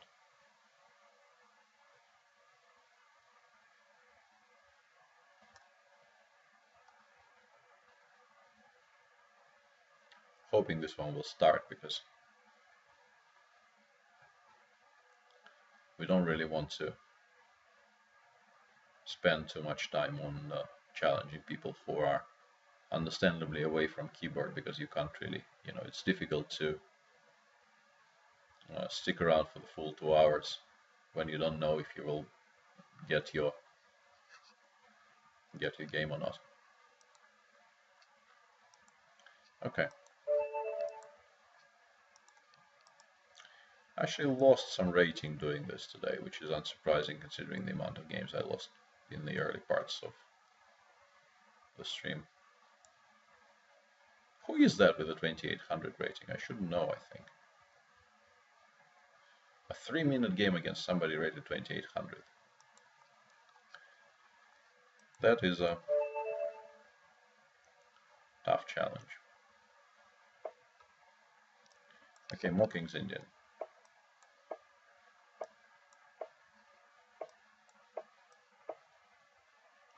Whoa. Yeah, this is an incredibly theory-heavy line, which, yeah, it kind of pays to know something, so I will avoid the main lines. You're supposed to go rook e8 there, but playing rook e8 without knowing anything at all is, you know, a very risky business.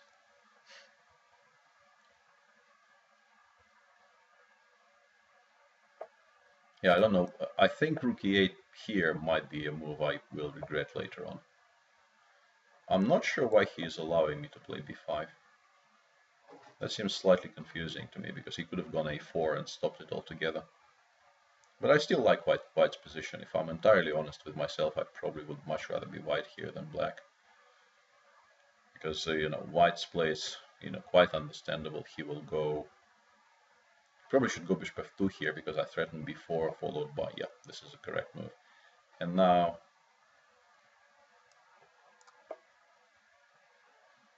I'm still some way away from creating my counterplay on the queen side. He can just play g4, actually. I think he... Basically, the longer he waits on the king side, the more I will get... the more of my moves I will get in, so to speak. And although I now realize that the moment I go knight c5, he will be able to play e5. I still have to do it, I think. I don't think I have much of a chance, or much of a choice, sorry, because I need to create some kind of counterplay here. And e5 immediately I felt was less precise for a number of reasons. First of all, I think I can do this, because e1 is now hanging.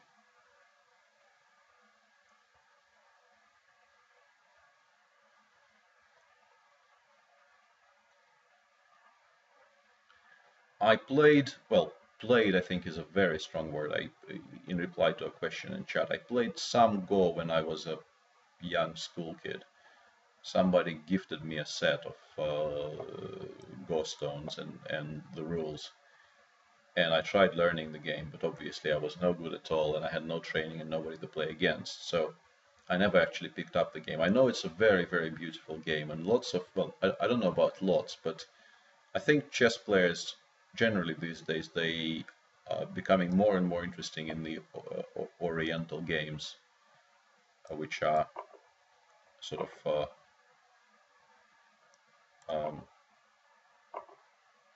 relatives of chess.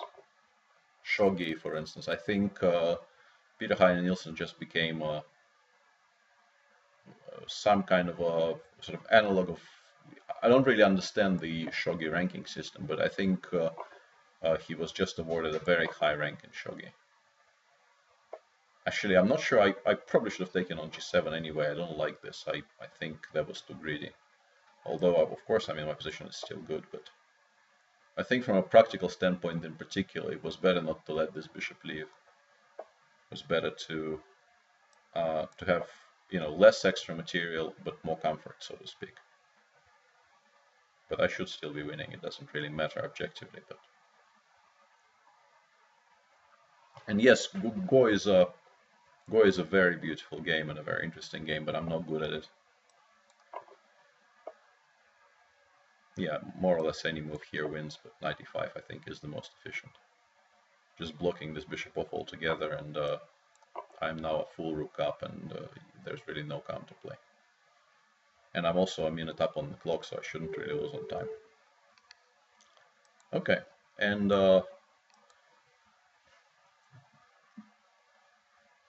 probably one last one, unless it's not a very good game, and then we'll play one more.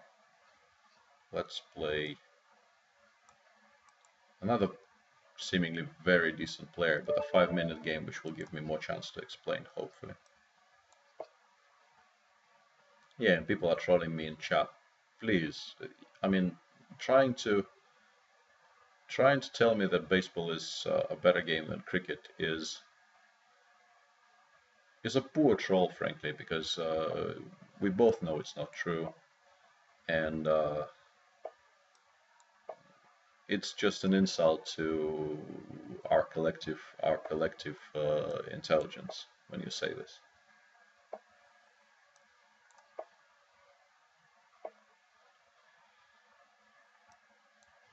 These move orders are always giving me the jip, so to speak.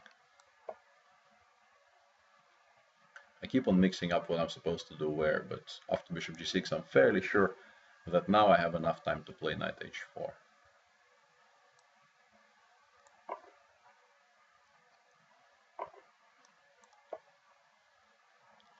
This structure is supposed to be incredibly pleasant for white because you can sort of safeguard the king side quite easily by playing. I even considered sort of immediately starting by playing g3 and h4, which I think is a decent idea because it stops all of black's counterplay on the king side forever. I can play h4, g3 and king g2, and that sort of forever secures my king side against more or less anything. And then I can play bishop e3, which will probably prompt him to take on d4. And then I will have a variety. I can play on the king side and the queen side as well. And black really has very limited amount of potential counterplay here.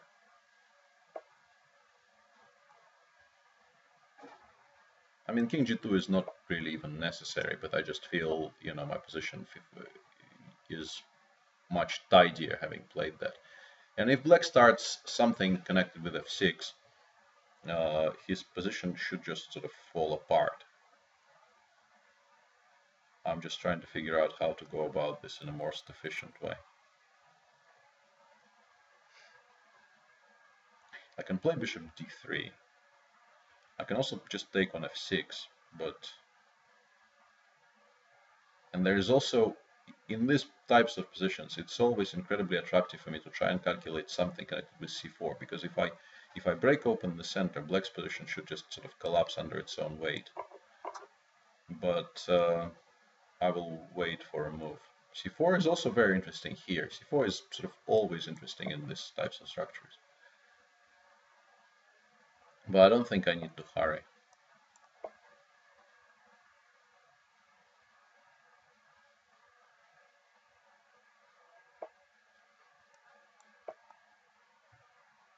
I'm not entirely certain about all this, though, because if black is allowed to consolidate, which I think after this move he probably won't be, because I can do this.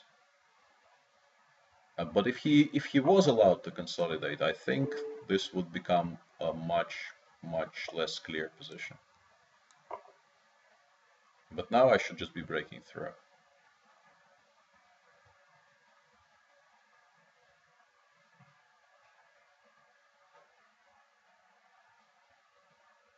Yeah, people are trying to defend the indefensible in chat.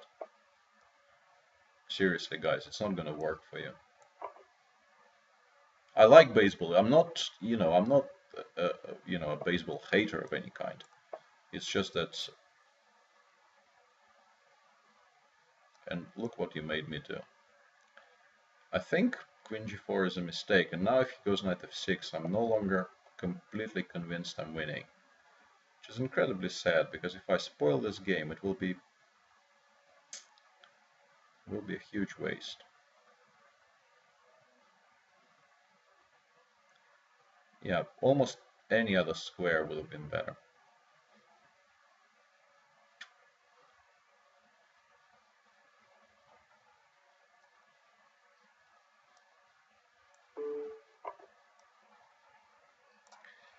I need to be very precise now. Yeah, I still think I should do this, followed by this. But after knight f5, I kind of missed knight f5.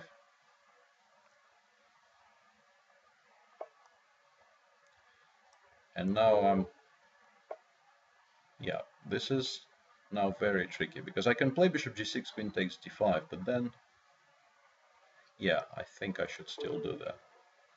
That was my original plan, but actually, sadly, I mean, this is quite good, but there's really no more. I mean, I'm no longer even talking about being winning. Despite having 4 pawns for a piece, black now completely consolidated, and he has decent counterplay on the king side as well. For instance, if he goes queen g4 here, I'm kind of worried about this. This makes me feel much safer. I think this is a mistake.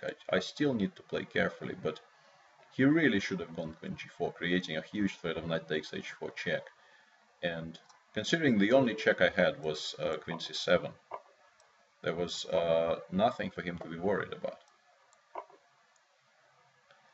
But now I have such a tremendous amounts of pawns that this should be a technically winning position somehow. Although I need to work out how many of them and sort of which ones I should be pushing here.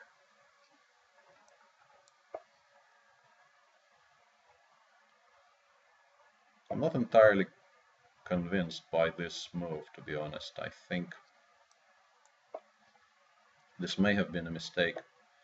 But as I said, there's such a tremendous amount of pawns I can be pushing here that it's very difficult to choose which ones I should. Maybe I should have just stuck with the pawns on the king side. Yeah, I have a feeling I'm misplaying this quite badly, which is regrettable.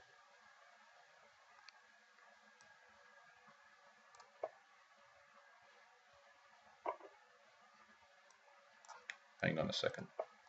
He should have gone knight f4 or knight f6 on the previous move, I think. I think it was quite important for him to stop me from going g4. Because now I have a feeling I should be winning again.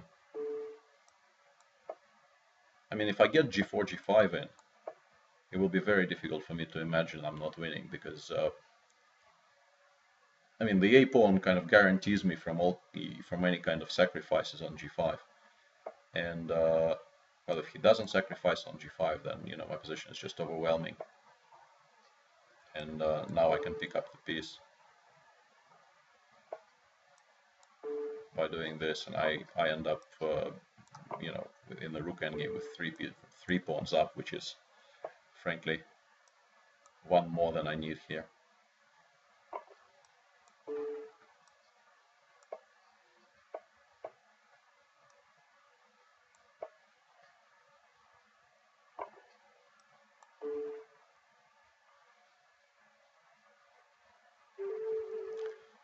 Okay, so that was a reasonably interesting game. I don't know. I was absolutely convinced knight g5 check was just winning on the spot, but actually he defended incredibly well there. Takes, knight f6, h takes g5 is very bad for black. So king g7, rook e6, knight e7. It would be incredibly surprising for me if white weren't actually winning here. But maybe I overestimated my attack, because I missed that he will be in time with rook f8 and knight f6. I'm trying to figure out if I can save a tempo by doing something else here, but I mean, bishop takes g5 is just such a natural move that not making it feels just wrong. And after rook f8, maybe what I should have done here is bishop e7, rook f3, and bishop d6. Yeah, I think had I slightly more time to think here, this is what I should have played. And this is probably very strong, because well, g6 is hanging, but more importantly, after something like queen d8, I can even simply take on f3, and then the second rook will join the game by rook b1, and yeah, this should be winning. But basically, at precisely this moment in time, I saw somebody in chat saying that baseball is a better game than cricket. So I blame you, person who will remain nameless, for doing this to my beautiful masterpiece, because if I play bishop takes e7 here, it's a pretty nice game, I think. All right. On that note, I think we will wrap up today's Banter Blitz. Thanks very much. Thanks very much for watching. I hope you enjoyed it. I think we played a number of reasonably interesting games today. And there will be another one at some point during next week, in between, well, this Sunday and the next. Once again, thanks for watching. This has been Peter Svidler for Chess24. Cheers.